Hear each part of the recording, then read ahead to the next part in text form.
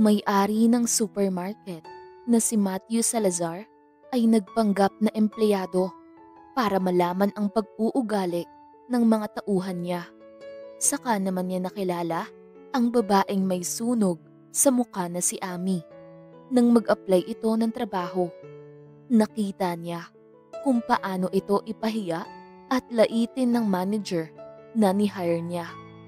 Dahil sa awa na nararamdaman niya sa babae at bilang pambawi na rin sa ginawa ng tauhan, ay tinanggap niya ito bilang sales lady. Sa mga sumunod na araw ay nakikita ni Matthew kung gaano kabait at kasipag si Amy pagdating sa trabaho. Alam niyang may mabuti itong kalooban kahit hindi binayayaan ng magandang muka. Nang mag-umpisa na siyang lumapit sa dalaga at palagi na silang magkasama, ay may sekreto na siyang nararamdaman rito na siya lang ang nakakaalam. Hahayaan nga ba ni Matthew na tadhana ang kumilos para sa kanya o siya mismo para masabi kay Amy ang feelings niya rito? Maaga pa lang ay gumagayak na si Amy para umalis at mag-apply ng trabaho sa syudad. Wala kasi siyang swerte dito sa probinsya nila, kaya gusto niyang makipagsapalaran sa ibang lugar. May naipon naman siyang pera sa kanyang alkansya, kaya yun ang gagamitin niyang pocket money sa pagluwas. Kagabi pa siya nag-impake ng mga damit niya para wala na siyang ibang gagawin ngayon kundi ang umalis na lang. "Desidido ka na talagang umalis, anak?" tanong ni Aling Pasing. Pumasok ang nanay niya sa loob ng kanyang kwarto na hindi niya namamalayan. "Oo, Nay. Walang mangyayari kung dito lang ako pipirme sa bahay. Nahihiya na ako sa'yo. Ayoko namang magpakahirap ka sa pagtatrabaho para lang hindi ako makutya ng ibang tao," sagot ni Amy. Napabuntong hininga na lang ang nanay niya. Wala namang pakialam si Amy kung kutyain at maliitin siya ng ibang tao dahil hindi naman niya kasalanan ang masunog ang bahay nila dati. Natamaan kasi ng apoy ang mukha niya, dahilan para masunog ang kaliwang bahagi ng kanyang muka, kaya pangit siyang tignan. Ang masakit ay nasawi pa ang tatay niya sa insidenteng iyon, kaya hindi alam ng mga taong mapanghusga kung gaano kapait ang pinagdadaanan niya. Pero ang importante sa kanya ngayon ay ang makahanap ng maayos na trabaho para makasurvive sa buhay. "Paano kung kutyain ka doon? Wala ko para maipagtanggol ka," sambit ng nanay Pasing niya. "Kaya ko naman pong ipagtanggol ang sarili ko, Nay. Kaya huwag kang mag-alala," nakangiting sagot ni Amy. "Ikaw ang bahala. Basta mag-iingat ka palagi. At saka, huwag kakalimutang magdasal," sabi ni Nanay Pasing, saka niyakap siya ng mahigpit. "Opo, Nay. Tatawag naman po ako sa'yo palagi. At saka hindi mo naman kailangan malungkot dahil nandito naman si Tatay Berting. Inaasar ka palagi," sagot ni Amy na nakangisi habang nakatingin sa nanay niya. Si Tatay Berting ay masugid na manliligaw ng nanay niya na isang matandang binata. Natatawa nga siya sa taong yun dahil kung kailan tumanda, saka naman lumandi. Late bloomer yata. "Ikaw talagang bata ka? Isisingit mo pa talaga ang taong yun," nakasimangot na tugon ni Nanay Pasing. "Pagbigyan mo na lang kasi siya para naman hindi ka malulungkot. Mabait naman si Tatay Berting," sabi ni Amy. "Ewan ko sa'yo, nakakairita kasi. Ang tanda-tanda na namin para sa ganung bagay," sagot ni Nanay Pasing. "Kalabaw lang ang tumatanda, Pasing. Grabe ka naman," sabi ni Tatay Berting. Alam ni Amy na nakapasok na sa loob ng bahay nila ang matandang lalaki nang hindi nila namalayan.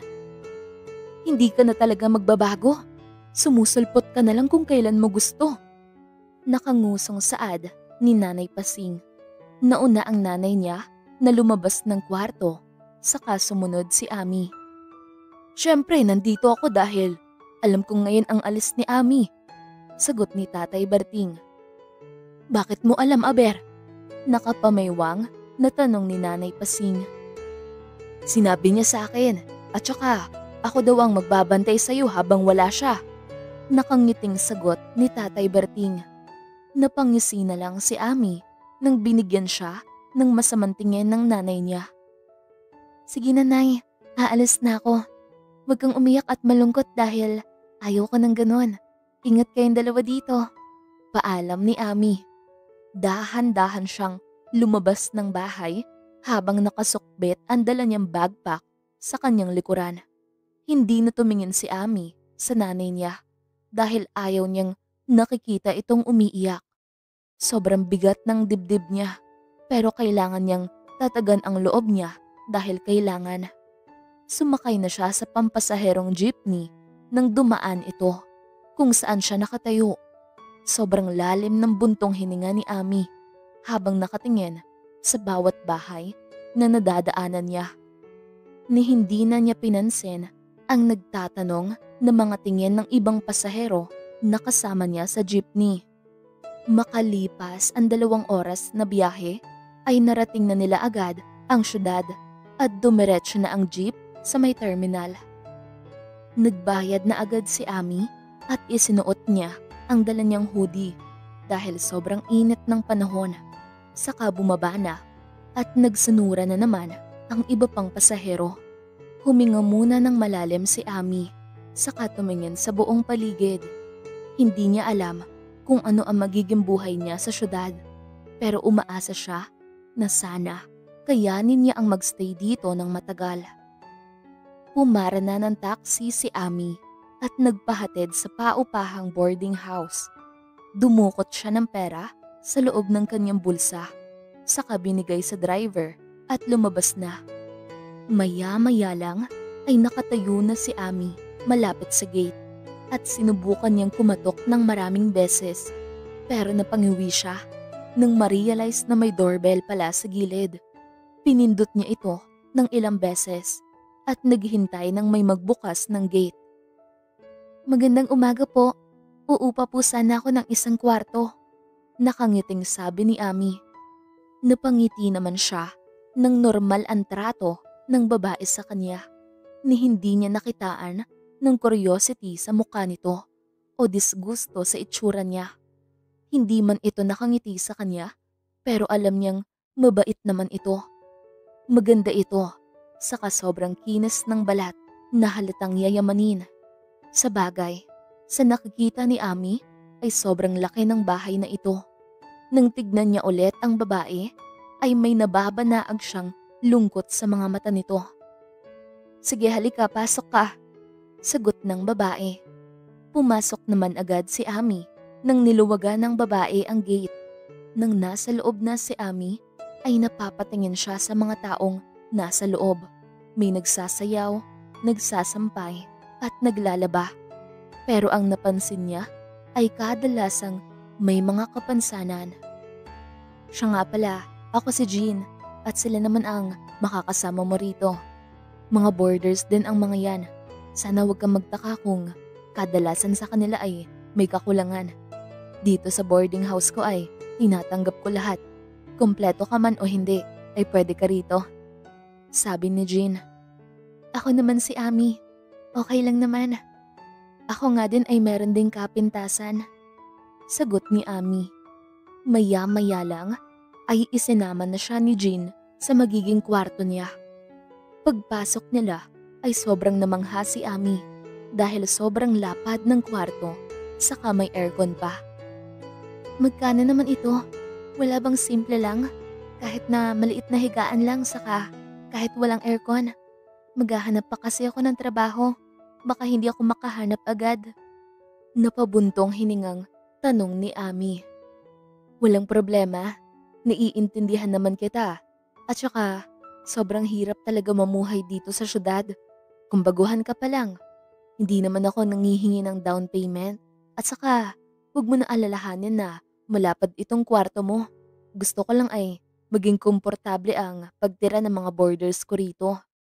Sagot ni Jean. Salamat, ma'am. sabi ni Ami.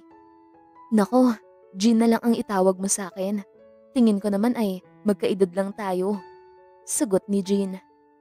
Sige, sabi ni Ami. Tingin ni Ami ay parang may malaking problema itong si Jean. Dahilan para hindi ito makangiti kapag kaharap ang ibang tao.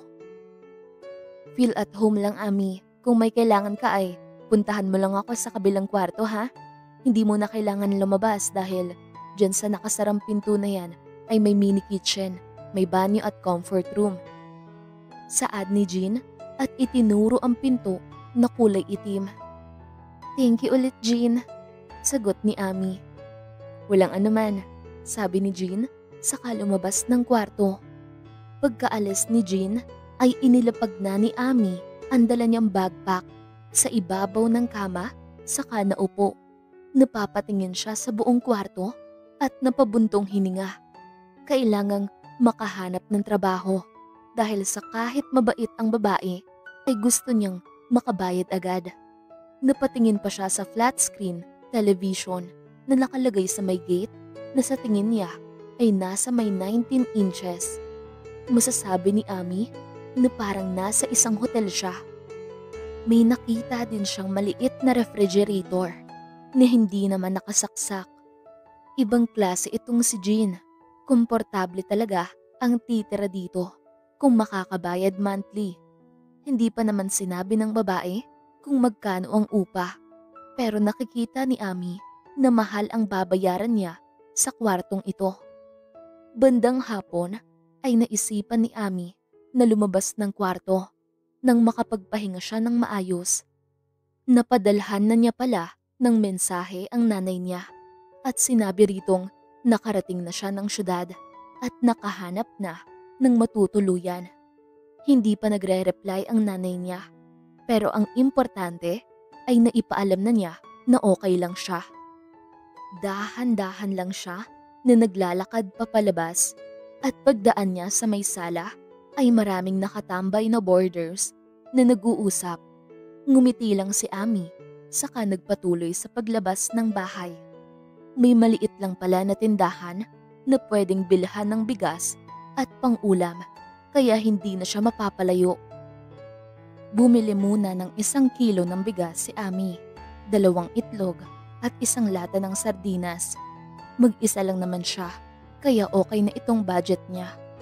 Maya-maya lang ay bumalik na sa bahay si Ami, saka dumiretso sa loob ng kwarto.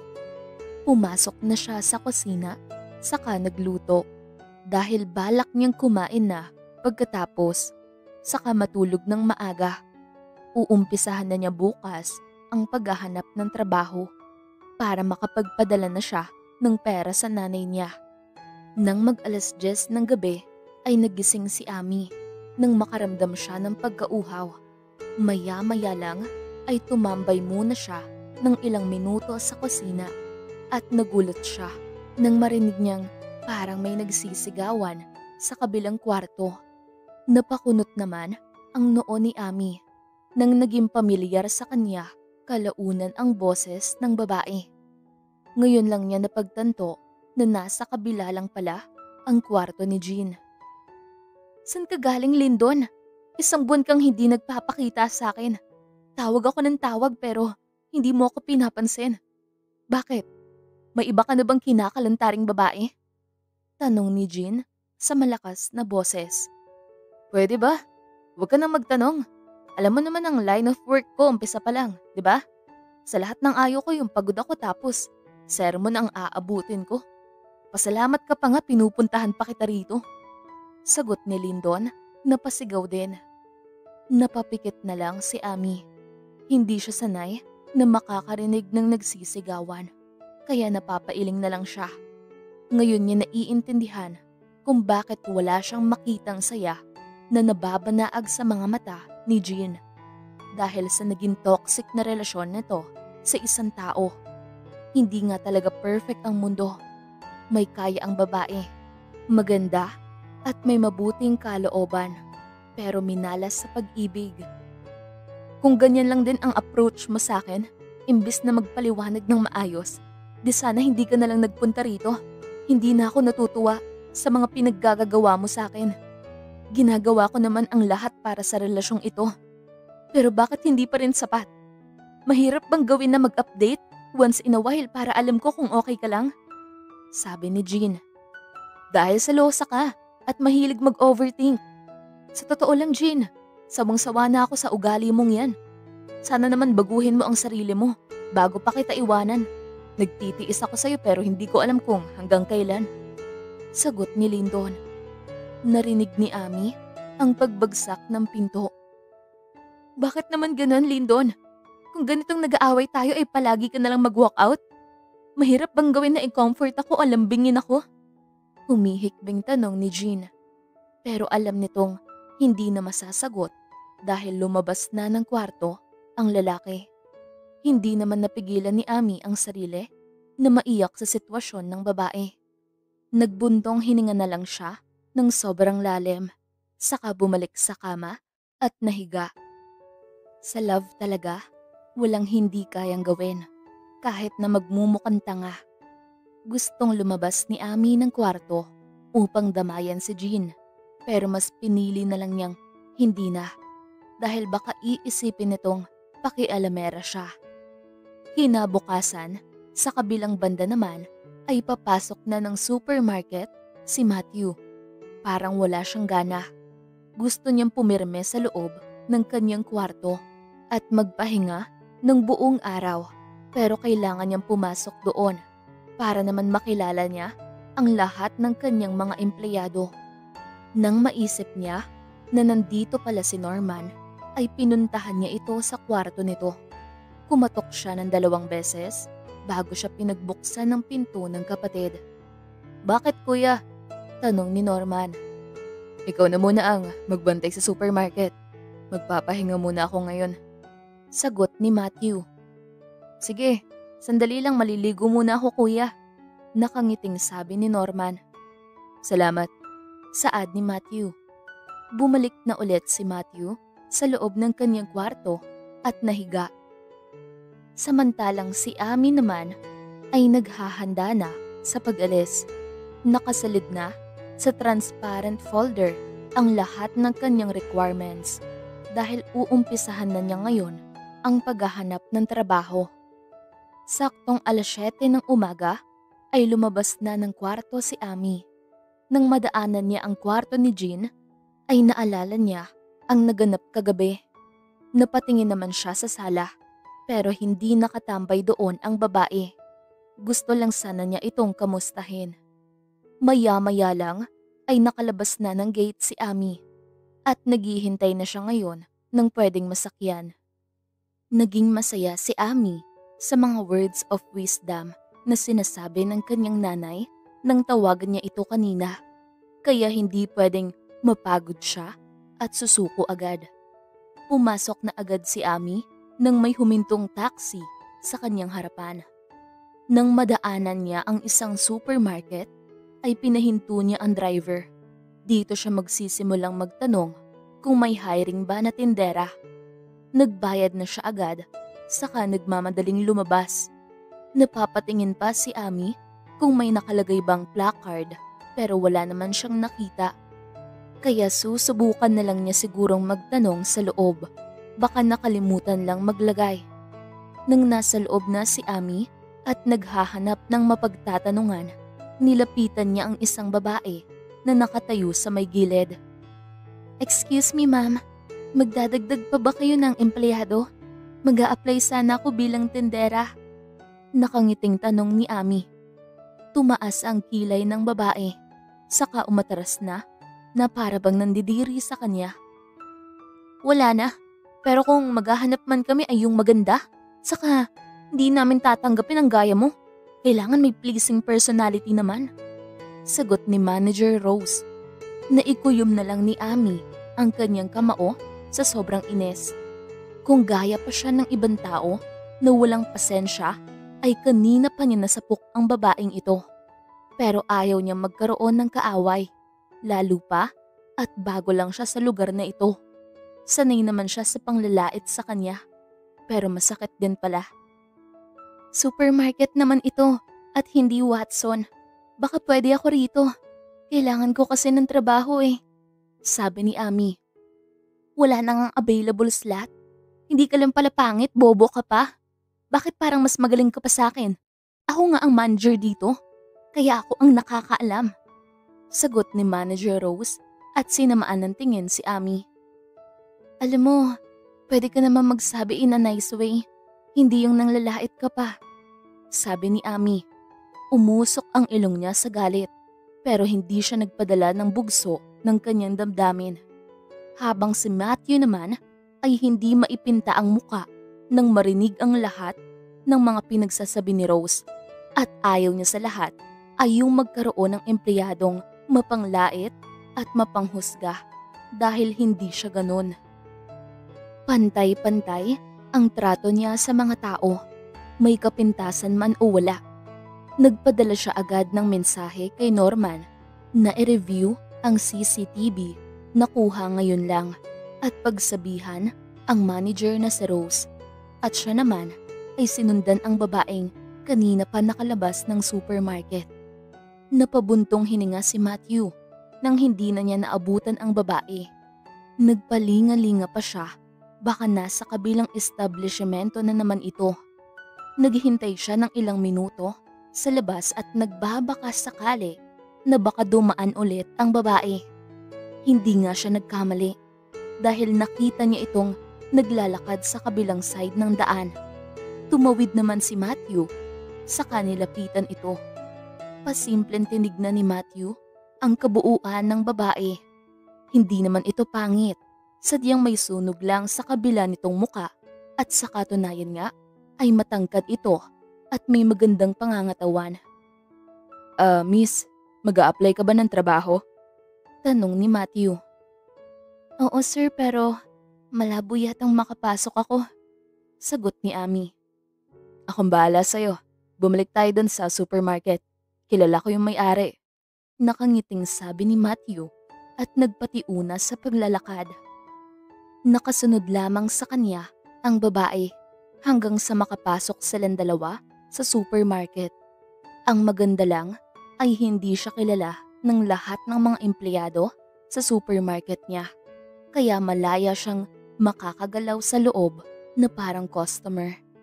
Noong magsimula kasi itong negosyo niya last year, ay si Norman lang ang nagbabantay rito, habang siya naman ay nag-aasikaso sa ibang lugar. Bakit mo nga pala kilala ang may-ari, sir? Tanong ni Ami. Matthew na lang ang itawag mo sa akin. Empleyado din ako rito, kaya kilala ko ang may-ari. Sagot ni Matthew. Kumatok siya ng 2 beses bago itinulak ang pinto papasok. Saka naman papatayo si Rose na nagpupunas ng muka at nagmamadaling lumabas ng pinto. Nasabunan yata ng sobra ni Norman ang babae, kaya ganun. Magkaiba sila ng ugali nitong kapatid niya. Masyado itong seryoso sa buhay, kaya hindi niya binibiro kapag nag-uusap nga sila ay walang tawanan o asaran. Ang nakakatuwa ay masyadong masunurin ito si Norman. Kahit anong ipagawa niya ay susundin nito at hindi nagrereklamo. Mag-a-apply daw siya ng trabaho, sir. Nakangiting sabi ni Matthew. Nakita naman niya kung paano tumaas ang kilay ni Norman sa sinabi niya. Sinenyasan niya itong mag-uusap na lang sila mamaya. Samantalang si Ami naman ay sinusundan ng tingin si Matthew na papalabas ng opisina ng may-ari. Hindi din niya alam kung bakit siya tinulungan ng lalaking yon, gayong hindi naman sila magkakilala. Maya-maya lang ay hiningi ng lalaki ang requirements niyang dala, saka inilagay ang folder niya sa ibabaw ng mesa na hindi man lang tinitignan. Hindi mo po ba titignan ang requirements ko, sir? Tanong ni Ami. Hindi na. Okay na to. At saka, huwag ka mag-alala, tanggap ka na. Siya nga pala, ako na ang hihingi ng tawad doon sa maling nasabi ng empleyado kanina. Hindi niya dapat ginawa yon kasi manager pa naman siya rito. Pwede ka nang magsimula sa pagtatrabaho ngayon o kaya bukas. Nakangiting sagot ni Norman. Okay lang po, sir. Hindi naman natin hawak ang utak ng ibang tao. Pero salamat po talaga. Kailangan ko kasi talaga ng trabaho ngayon, sabi ni Ami. Walang anuman. Norman nga pala. At saka, alam kong mas matanda ka sa akin ng ilang taon. Kaedad mo ang kuya ko. Sagot ni Norman na nakangisi. Ami, pakilala ni Ami sa sarili niya at nagkamay silang dalawa. Sige na, pwede ka na magsimula doon, sabi ni Norman. Nagpasalamat naman si Ami saka lumabas ng opisina ni Norman. Nagpalingalinga pa siya sa paligid at nag-iisip kung saan siya pwedeng pumunta. Ayaw na niyang magtanong dahil baka mamaya ay sungitan na naman siya. Sinubukan niya ring hanapin si Matthew. Saan naman ba kasi nagpunta ang lalaking yun? Ni hindi naman siya hinintay dito sa labas. Nang makita niya ito sa may dulo na kumakaway sa kanya, ay agad rin siyang lumapit rito. Natutuwa naman siya dahil hinanapan pala siya ng area kung saan siya pwede magstay. Pinaliwanag sa kanya ng lalaki na sa mga ganitong malalaking tindahan ay ang pwedeng gawin ng tindera ay mag-arrange lang at maglinis ng mga estante dahil may mga alikabok at maglagay ng mga stock na nauubos na dahil ang mga customer ay sila na ang kukuha at dadalhin sa counter para magbayad. Maya-maya lang ay nagsimula ng magtrabaho si Ami. Napag-usapan nilang dalawa ni Matthew na ito ang kukuha ng mga stock sa bodega at siya naman ang magsasalansan sa estante. Hindi nakaramdam ng pagkabored si Ami dahil may kasama siyang madaldal. At hindi siya napapagod dahil masayang-masaya ang puso niya. Hindi na siya naiinitan sa paghahanap ng trabaho kasi naman nakapasok siya agad at ipinagpapasalamat niya ito sa lalaking kasama niya ngayon. Nang magtanghalian ay nasama silang dalawa ni Matthew sa unang batch na kumain at ang iba naman ay pagkatapos nila. Salitan lang para may maiiwan kung sakaling may papasok na customer. Hindi nakapagdala ng baon si Ami dahil hindi naman niya naiisip na makapagtrabaho siya ngayon. Mabuti na lang may dala siyang pera. Pagkatawid nila sa kabila ay pumasok sila sa isang kainan na sosyal. Nagdadalawang isip pa si Ami na baka mahal ang pagkain rito at kukulangin siya sa budget. Anong ginagawa mo? Bilisan mo na at maghahanap pa tayo ng mauupuan. Tanong ni Matthew. Sa iba na lang siguro ako. Sagot ni Ami. Halika na, ililibre naman kita. Sabi ni Matthew, saka hinila papunta sa dulo. Ewan ba niya, bakit ganito kabait ang lalaking ito sa kanya at hinahayaan niya lang na hawakan nito ang kamay niya. Pero mas maganda na rin yung ganito na may kakampi siya. Naku, nakakahiya naman sa'yo, sagot ni Ami at naupo sa bakanting upuan. Mas lalo tayo matatagalan sa ginagawa mo. Tumayo ba naman sa gitna ng kainan? Natatawang sabi ni Matthew, saka tinawag ang waiter. Napangisi na lang si Ami at napapayuko. Ngayon lang niya na-realize ang ginawa niya kani-kanina lang. Nagulat ako hindi ka naman nagsabing dito tayo pupunta. Simpleng kainan lang naman ang afford ko. Nahihiyang sagot ni Ami. Wala namang problema, sagot ko naman ang bayad, sabi ni Matthew. Nakakahiya naman, babayaran na lang kita kapag nakasahod tayo, sagot ni Ami. Libre nga, hindi naman utang, ikaw talaga. Sambet ni Matthew at tinanggap ang menu na binigay ng waiter. Sige, saad ni Ami at tinignan din ang isa pang menu. Napangyuwi naman siya nang makita ang presyo ng pagkain na nandito. Kung makaka-order sila rito ng 4 na putahe ay parang isang araw na niyang budget yun.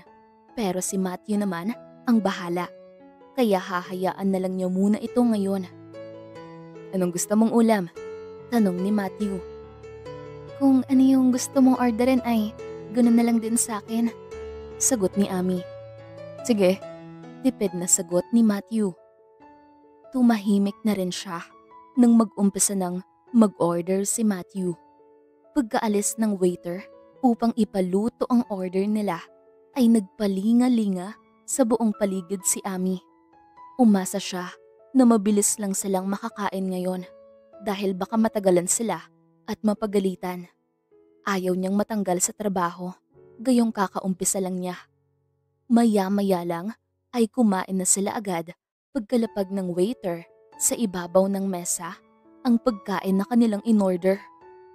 Patingin-tingin lang si Ami kay Matthew na tahimik na kumain. Ngayon lang niya napansin na sobrang kinis ng balat ng lalaking ito. Tumaas ang tingin niya sa mukha nito, labi, ilong at pilik mata. Kung susumahon ay gwapo ang lalaki. Makalipas ang ilang minuto ay tapos na silang kumain at nagbayad na rin si Matthew. Saka sabay na silang bumalik sa supermarket. Busog na busog si Ami kaya tumayo muna siya sa pwesto niya at iniunat ang katawan bago bumalik sa pagtatrabaho. Hindi pa siya natapos sa pagsalansa ng mga kinuhang stock ni Matthew.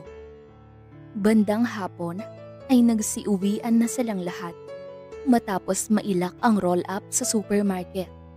Hindi na niya nakita pa si Matthew.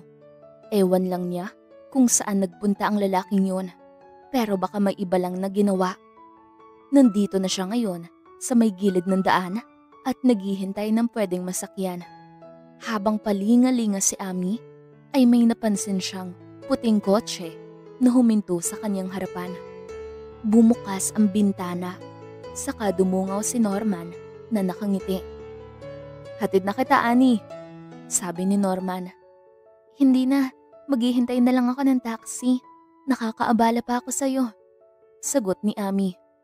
"Okay lang, hindi naman ako nagmamadali," sabi ni Norman. "Sige na nga, masyado kang mapilit," sagot ni Ami na nakangisi. Sa front seat na siya pinasakay ni Norman kahit ayaw niya. Mas okay din dahil makakatipid na siya sa pamasahe ngayon. Itinuro na niya sa lalaki kung saan siya hihinto. Kaya pagkahinto ng sasakyan ay agad siyang bumaba.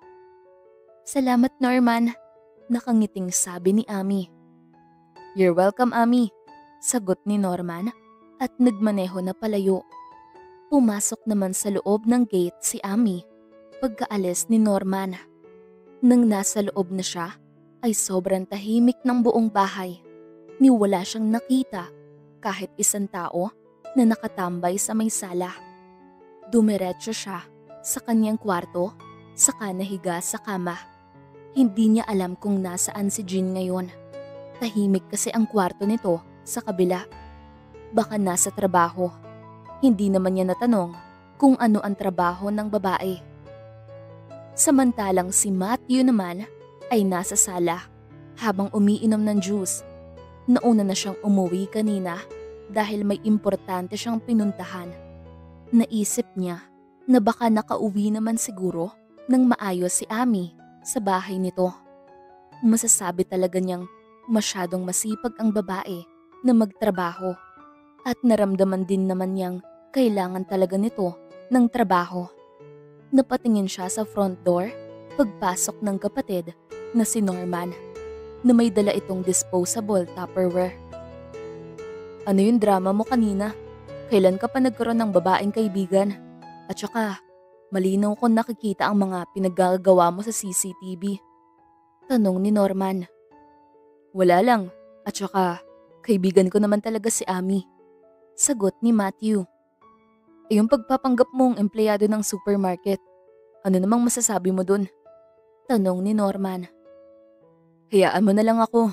Mas gusto ko ang may ginagawa," sagot ni Matthew. "Ikaw ang bahala.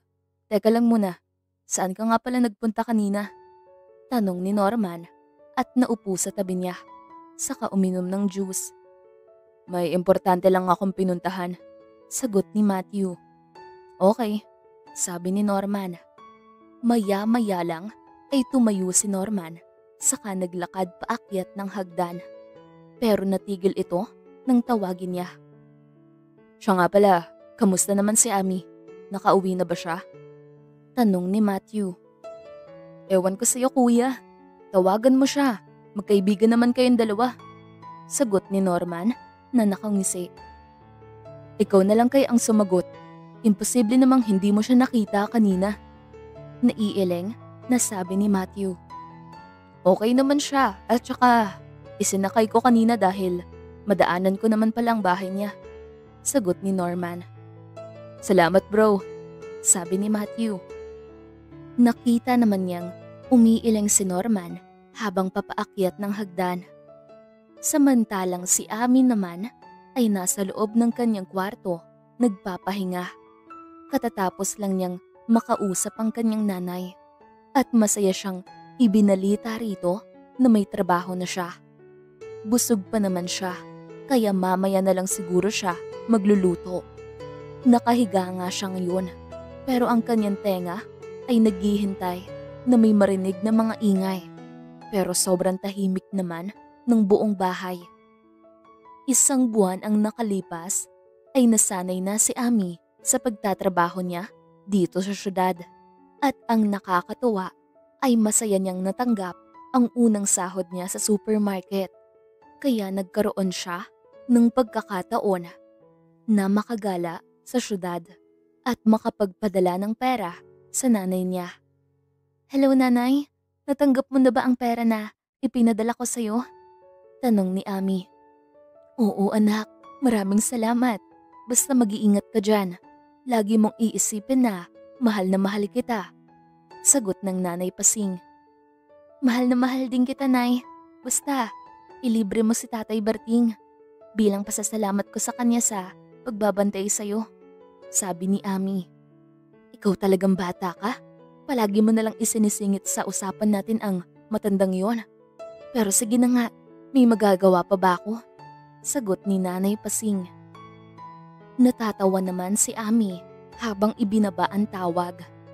Kahit hindi niya nakikita ang nanay niya, ay alam niyang nalukot ang muka nito sa inis kay Tatay Berting.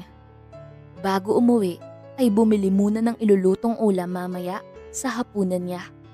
Maya-maya lang ay umuwi na siya ng bahay matapos siyang makabili ng kakailanganin niya.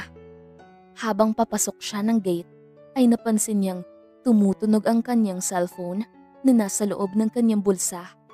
At kumunot ang noo ni Ami nang makita niyang si Matthew ang tumatawag. Nasaan ka Ami? Tanong ni Matthew pagkasagot niya ng tawag. Nasa bahay na, sagot ni Ami. Ganun ba? Sige, sabi ni Matthew sa kabilang linya. Bakit may kailangan ka?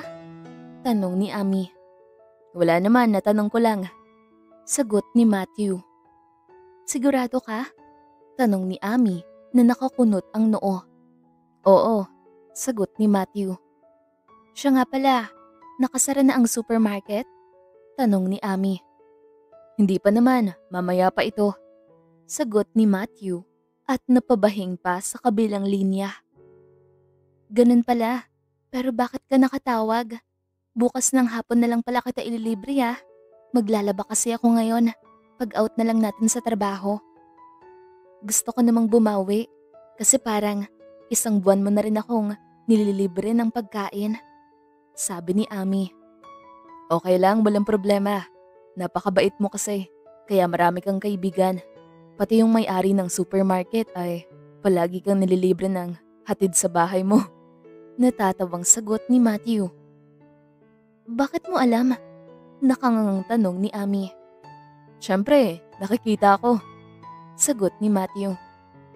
Sumabay ka na rin sa amin next time para hindi masyadong nakakahiya. Sabi ni Ami. Hindi na. Sige na Ami, ingat ka. Sagot ni Matthew. Saka ibinaba ang tawag. Napabuntong hininga na lang si Ami kaya mas lalo siyang pinag-iinitan ni Manager Rose dahil masyado siyang close kay Matthew. Hindi naman kasi maipagkakailang gwapo ang lalaki. Mas lalo na siguro kapag nalaman nito na sumasakay din siya sa sasakyan ni Norman. Abot langit na siguro ang galit ng babaeng yun. Maya-maya lang ay pumasok na sa kanyang kwarto si Ami at dumiretso siya sa mini kitchen upang ilapag ang kanyang pinamiling pagkain na iluluto ngayon. Gusto niyang makita si Jean dahil magbabayad na siya ng upa ng bahay. Pero masyadong busy yata ang babae. Doktor yata ito dahil may nakita siyang uniforme na pang-ospital sa bakuran na nakasampay. Maya-maya lang ay naglaba muna si Ami dahil busog pa naman siya. Naisip niyang mamaya na lang siya magluto kapag gabi na para kakain na lang siya pagkatapos. Kaunti lang itong marurumi niyang damit dahil kada uwi niya ay naglalaba siya para masampay lang niya sa may banyo. Pero ngayon ay sa labas siya magsasampay. Makalipas ang ilang minuto ay bitbit na ni Ami ang isang basket na may lamang damit na nilalabhan niya. Napakunot naman ang noo ni Ami nang makasalubong niya sa may sala si Jean. Nakasunod ito sa boyfriend nito. Napatitig siya sa lalaki ng matagal. May itsura naman, kaya lang napaka-toxic ng pag-uugali. Nang tignan niya si Jean ay hindi man lang ito ngumiti sa kanya at naiintindihan naman niya ang babae. Sa isang buwan niyang nakatira sa bahay nito ay kabisado na niya ang pag-uugali ng babae. Kahit kailan talaga ay wala kang modo, bastos ka, na para bang hindi ka profesional kung umasta, sabi ni Lyndon. Napangiwi naman si Ami, paniguradong mag-aaway na naman ang mga ito. Ni nandito pa nga siya at makikita niya ang mga ito. Anong gusto mong i-react ko, Lyndon? Matutuwa sa pinagagawa mo? Nakikipaglampungan ka sa babaeng yon sa public place. Tapos alam ng mga tao na ako ang girlfriend mo. Mahiya ka naman. Sagot ni Jean sa malakas na boses. Ikaw lang naman yung nag-iisip ng ganyang, Jean. Lahat na lang ng galaw ko ay binibigyan mo ng mali siya. Siyempre kakalala ko si Ami, kaya ganun lang kami. Sabi ni Lyndon. Napanguwi naman si Ami dahil muntik pa silang magkapareha ng pangalan nung babaeng malantod na yon. Dahil iba ang nakikita ko, respeto naman sana, sagot ni Jean. Ang paningin mo ang problema, hindi ako. Makaalis na nga, nasisira ang araw ko sa'yo. Narinig niyang sabi ni Lyndon. Kaya agad na lumabas ng bahay si Ami at nag-umpisa ng magsampay ng nilabhan niya. Napapailing na lang siya nang maisip na kapag mag-aaway ang mga ito ay palaging ang lalaki na lang ang mahilig mag-walk out. Pagkatapos magsampay ni Ami ay pumasok na siya sa loob ng kanyang kwarto saka nahiga. Magpapahinga na muna siya saglit saka magluto pagkatapos. Napakunot naman ang noo niya nang mapansing ang daming text messages na galing kay Matthew. Hindi niya alam kung ano ang problema ng lalaking ito. Nagtataka nga siya, bakit pinag-aaksayahan siya ng oras nito, gayong wala namang espesyal sa kanya. Isang buwan na rin siyang nililibre ng lalaki at si Norma naman ay may libre ding hatid sa kanya. Kulang na lang, masabihan siyang ginayuman niya ang mga ito. Siguro, nababaitan lang sa kanya, kaya ganun ang mga ito na ipinagpapasalamat niya. Napapansin din niyang mapagbigay ang lalaki dahil kung ano-ano na lang ang bibilhin nito sa kanya. Kahit ayaw niyang tanggapin, ay ipinipilit pa rin ni Matthew. Samantalang si Matthew naman ay nakasimangot habang nasa bodega siya nakatambay. Kasama niya ang mga lalaking empleyado. Naghahakot silang lahat ng stock kaya nandito sila nagpapahinga. Kaya wala siya sa mood dahil ang dami na niyang mensahe kay Ami. Wala pa rin siyang natatanggap na reply mula rito. Ewan ba niya, masyado lang maikli ang isang buwan pero may nararamdaman na siyang kakaiba para sa babae na hindi niya inaasahang mararamdaman niya. Nang mag-uwian, bandang hapon, ay nasa labas ng supermarket si Matthew habang ang lalaking empleyado ay naglock ng roll-up. Siya naman ay naghihintay ng reply ni Ami, kaya hindi niya namalayang mag-isa na lang pala siya at umalis na ang iba. Saka naman hindi niya napansin na kanina pa pala sa kanyang harapan ang kapatid na si Norman. Okay ka lang kuya? Konting-konti na lang. Magpang-abot na ang kilay mo sa pagtitig mo dyan sa cellphone mo. Sino ba yung katext mo? Tanong ni Norman. Wala ito. Sagot ni Matthew, sabay bukas ng pinto at pumasok sa front seat. Sigurado ka? Pero imbierna ka na eh. Tingin ko may usapan kayo tapos hindi siya tumuloy, kaya ka bad trip? Tanong ni Norman na nakangisi. Napaka-chismoso mo sobra. Nakasimangot na sagot ni Matthew. Curious lang ako. Ngayon ka lang naging ganyan. O baka naman, hindi ka type ng babae, kaya hindi ka pinapansin. Tanong ni Norman. Ewan ko sa'yo. Napapailing na sagot ni Matthew. Kawawa ka naman, sabi ni Norman, saka nag-umpisa ng magmaneho. Teka lang muna, bakit ka nandito? Akala ko ba nakauwi ka na? Siguro naman ay malungkot ka ngayon dahil wala kang kasabay umuwi, tama? Feel mo siguro, hindi ko alam nililibre mo ng sakay si Ami. Tanong ni Matthew. Oh, bakit may nahimigan akong selos sa boses mo? In love ka na kay Ami ano? 1 buwan pa lang kuya pero napana ka na ni Cupido. Natatawang sagot ni Norman. Gumagawa ka na naman ng kwento, sabi ni Matthew. Akala mo, hindi ko lang alam na palagi mo siyang nililibre ng pagkain at nagbibigay ka pa ng kung ano-anong gamit sa kanya. Hindi naman yan gawain ng mga taong walang gusto sa isang babae. Effort kumbaga. Nakangising saad ni Norman. So, may gusto ka rin sa kanya dahil nag-e-effort kang ihatid siya? Tumaas ang kilay na tanong ni Matthew. Pure friendship lang kami at saka boss niya ako, 'di ba? Kaya ganun. Kung ayaw mong maihatid ko siya, ikaw na maghahatid. Pero sa bagay, nagpapanggap ka lang pala. Pero kapag ganyan, tagilid ka kung malaman niyang hindi ka nagsasabi ng totoo. Sagot ni Norman. Napabuntong hininga naman si Matthew. Purely pagkagusto lang naman siguro itong nararamdaman niya. Pero kasi, hindi niya alam ang dahilan kung bakit. Mahal na nga yata niya ang babae. Okay lang. At least, hindi tayo maging magkaribal. Tanging nasabi ni Matthew.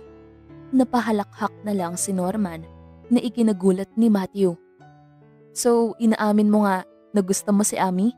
Siya ba yung katext mo ngayon? Nakangising tanong ni Norman. Napabuntong hininga na lang si Matthew at huminga ng malalim. Pero bigla na lang napalundag ang puso niya nang marinig na nag-vibrate ang kanyang cellphone. Kaya agad niyan tinignan ito at sobrang laki ng naging ngisi niya dahil sa wakas nag-reply na ang babae. Nakatulog daw kasi ito kaya hindi nakareply sa kanya. Oo, tipid na sagot ni Matthew. Alin ba sa naging tanong ko yung sagot mo? Tanong ni Norman. Yung dalawa, nakangiting sagot ni Matthew. Napapalatak naman si Norman sa naging sagot niya. Wala namang masama na magkagusto siya dahil pareho naman silang single ng babae. Pero ang nakakalungkot ay parang hindi siya nararamdaman ni Ami. Parang kaibigan lang talaga ang turing nito sa kanya. Habang si Ami naman ay lumabas ng kanyang kwarto upang bumili ng gamot, bigla kasing sumakit ang ulo niya kaya iinom siya para hindi lumala. Pagbalik niya ay nadatnan niya sa may sala si Jean na may hawak-hawak na bote ng beer. Hindi niya ito kinausap at napansin na lang niyang papasok na ang babae sa kwarto nito. Kaya sinundan ni Ami. Hindi naman sa nakikialam ako pero hanggang kailan ka magtitiis ng ganyan? Tanong ni Ami. Hindi ko alam, Ami. Mahal na mahal ko si Lyndon kaya hindi ko siya mabitawan. Sagot ni Jean, sabay tungga sa beer. Paano mo nakakayanang mahalin ang taong toxic ang pag-uugali? Kamartiran na yung ginagawa mo dyan. Hindi na yan pagmamahal kundi kalokohan. Napapansin mo na ngang masyadong red flag ang taong yon, ay patuloy mo pa ring pinaglalaban. Mahal mo nga siya pero ang tanong, mahal ka ba niya? Ako ang naaawa sa Eugene. Naririnig ko palagi ang away niyong dalawa. At saka, wala siyang karapatan na sigawan ka. Saktan ng harap-harapan. Gusto kong ma-realize mo na hindi mo siya deserve. Maganda ka. May mabuting kalooban. Saka may maayos na trabaho. Makakahanap ka rin ng totoong magmamahal sa'yo na hindi sasaktan physically at emotional. Sabi ni Ami. Nakita naman niya kung paano nag-uunahang tumulo ang luha ni Jean sa sinabi niya. Napaupo na lang ito bigla habang humahagulgol. Pero hawak-hawak pa rin nito ang bote ng beer. Namamanhid na yata ako sa sakit. Hindi ko na mararamdaman. Hindi ko na alam ang gagawin ko, Ami. Hindi ko na kaya ang ganitong trato sa akin. Umiiyak na sagot ni Jean. Tama na. Hindi niya deserve iyakan. Makaka-move on ka rin. Kung gusto mo ng peaceful na buhay, hiwalayan mo na siya. At umpisahan mo na rin mahalin ang sarili mo. Sana, ito na ang huling maririnig kita na umiiyak. Sabi ni Ami at niyakap ng mahigpit si Jean. Maraming salamat, Ami. Sana maging okay ang lahat. Sagot ni Jean. Inaya siya nito sa loob ng kwarto nito. Kaya pumayag na rin si Ami. Sabay na silang kumain na dalawa at siya na ang nagpresentang magluto dahil parang wala sa tamang wisyo si Jean. Ang dami nilang napag-usapan na dalawa tungkol sa buhay at mga pinagdadaanan sa pag-ibig. Sinamahan na rin niyang uminom ang babae kahit ilang beses siyang napapaduwal sa pait ng beer hanggang sa nakatulog si Jean sa sobrang kalasingan.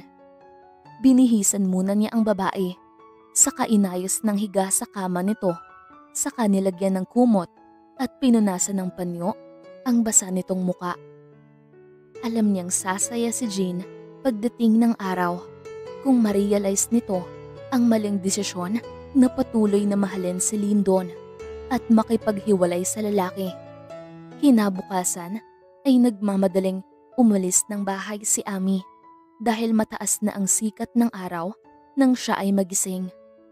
Umaasa siya na sana hindi siya mapagalitan ni Norman o pagdiskitahan ni Manager Rose. Masama pa naman ang loob ng babaeng yun sa kanya dahil kay Matthew, pero wala naman siyang pakialam rito. Mabuti na lang nakasakay siya agad ng taxi at nagpahatid sa supermarket. Pagdating niya doon ay napansin niya si Matthew na parabang nagganda haba ang leeg sa pagtanaw na parabang may hinahanap. Natigilan naman si Ami dahil parang may pumintig sa puso niya nang mapansing sobrang gwapo ng lalaking ngayon. Dati naman itong gwapo pero hindi niya alam kung bakit biglang nag-iba ang tingin niya rito. Nababaliw na yata siya ngayon o baka naman hindi pa nawawala ang kalasingan niya. Uy, may hinahanap ka ba? Tanong ni Ami. Sobrang lapad naman ng pagkakangiti ni Matthew sa kanya. Natigil na ito sa pagtanaw nang dumating siya. Gusto nga niyang mag-assume na baka siya ang hinahanap ng lalaki. Ikaw ang hinihintay ko. Akala ko kasi hindi ka papasok. Sagot ni Matthew. Tama nga talaga ang hula niya. Ang haba naman ng buhok, umaabot hanggang EDSA.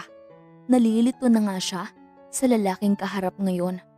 Kung bakit pinag-aaksayahan siya ng panahon nito na ipinagpapasalamat niya naman. Nalate ako sabi ni Ami na nakangiti. Ikaw lang tong late pero nakangiti. Tara na sa loob. Sagot ni Matthew na nagpatiuna sa paglalakad. Nakangiti lang ako, Matthew, pero kinakabahan ako.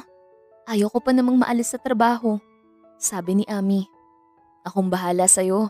At saka, magtatagal ka rito. Nakikita naman ni Norman na masipag ka sa ginagawa mo. Kaya magstay ka. At ang maganda ay kaibigan kayong dalawa. Nakangising sagot ni Matthew at inakbayan siya. Sa bagay, Kulang na nga lang. Kalbuhin ako ni Manager Rose dahil close ako sa inyo. Kahit kailan talaga, kontrabida ang babaeng yun. Sabi ni Ami. Hayaan mo na yun. Di naman niya ikinaganda ang pagiging maldita. Natatawang sagot ni Matthew. Kaya nga, nagkibit balikat na sabi ni Ami. Maya-maya lang ay hindi na sila nagkaroon pa ng pagkakataon na mag-usap ni Matthew dahil nagsimula na silang magtrabaho. Nagkataon namang malapit na matapos ang buwan kaya kailangan na lang mag-inventory. Dami nalang bibilanging stock kaya mapapasubo talaga sila. Bandang hapon ay masyadong masakit ang katawan ni Ami. Hindi pa siya tapos ni wala pang ang kalahati sa ginagawa niya at hindi niya alam kung kailan siya matatapos. Mabuti na lang, todo alalay sa kanya si Matthew at tinuturuan siya kung ano ang dapat gawin. Masakit ba ang likod mo? Tanong ni Matthew. Oo naman, sobra. Bibili siguro ako ng pamahid ngayon. Pero salamat dahil tinulungan mo ko. Sagot ni Ami. Samantalang si Matthew naman ay nakatingin lang kay Ami at nakangiti. Ramdam niya ang pagod ng babae. Kaya hinaplos niya ang likod nito ng dahan-dahan. Dahilan para mapalingon sa kanya ang babae. Walang anuman, malakas ka sa akin eh. Nakangiting sabi ni Matthew. Talaga? Kasing lakas ba ng delubyo? Tanong ni Ami at napapahalakhak. Oo naman, sagot ni Matthew.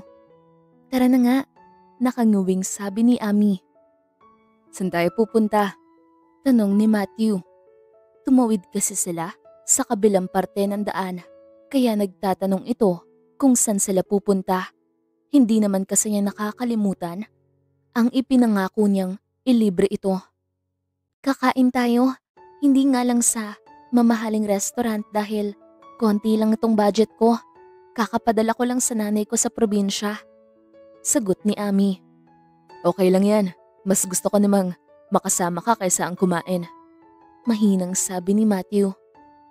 Ano yun? Hindi ko masyadong narinig. Tanong ni Ami at kumunot ang noon niya habang nakatingin sa lalaki. Wala naman, sagot ni Matthew at inakbayan siya. Napakamot naman sa batok si Ami. Biglang nakaramdam ng gutom si Ami nang malayo pa lang sila ay naaamoy na niya ang barbecue na karning baboy sa may di kalayuan.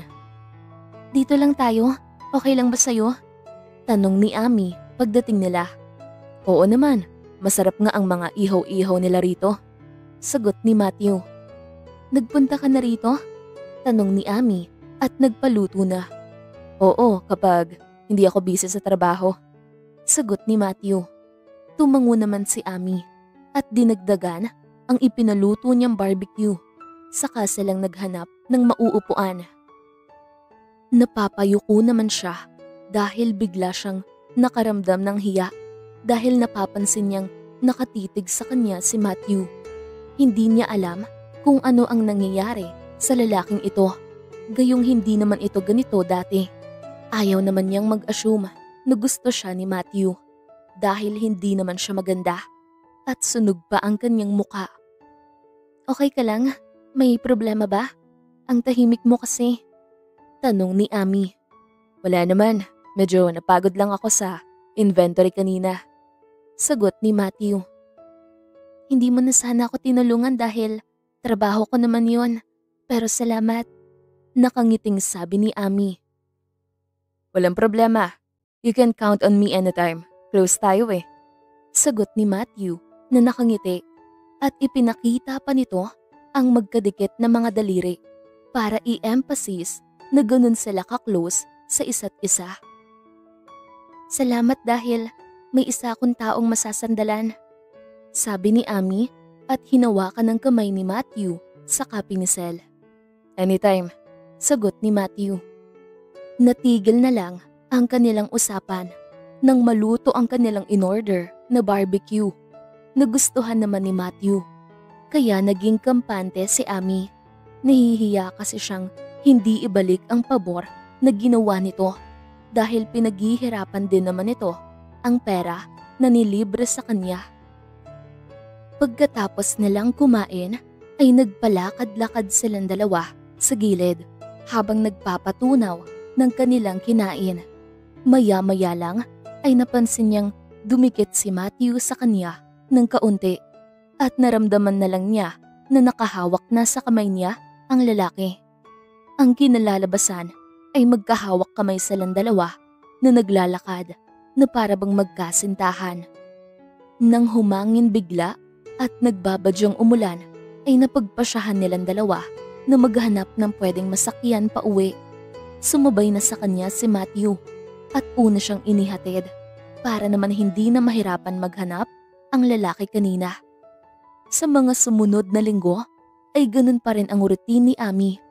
Pagkatapos niyang mag-out sa trabaho kinahapunan ay kakain muna sila sa labas ni Matthew at ito na naman ang magbabayad.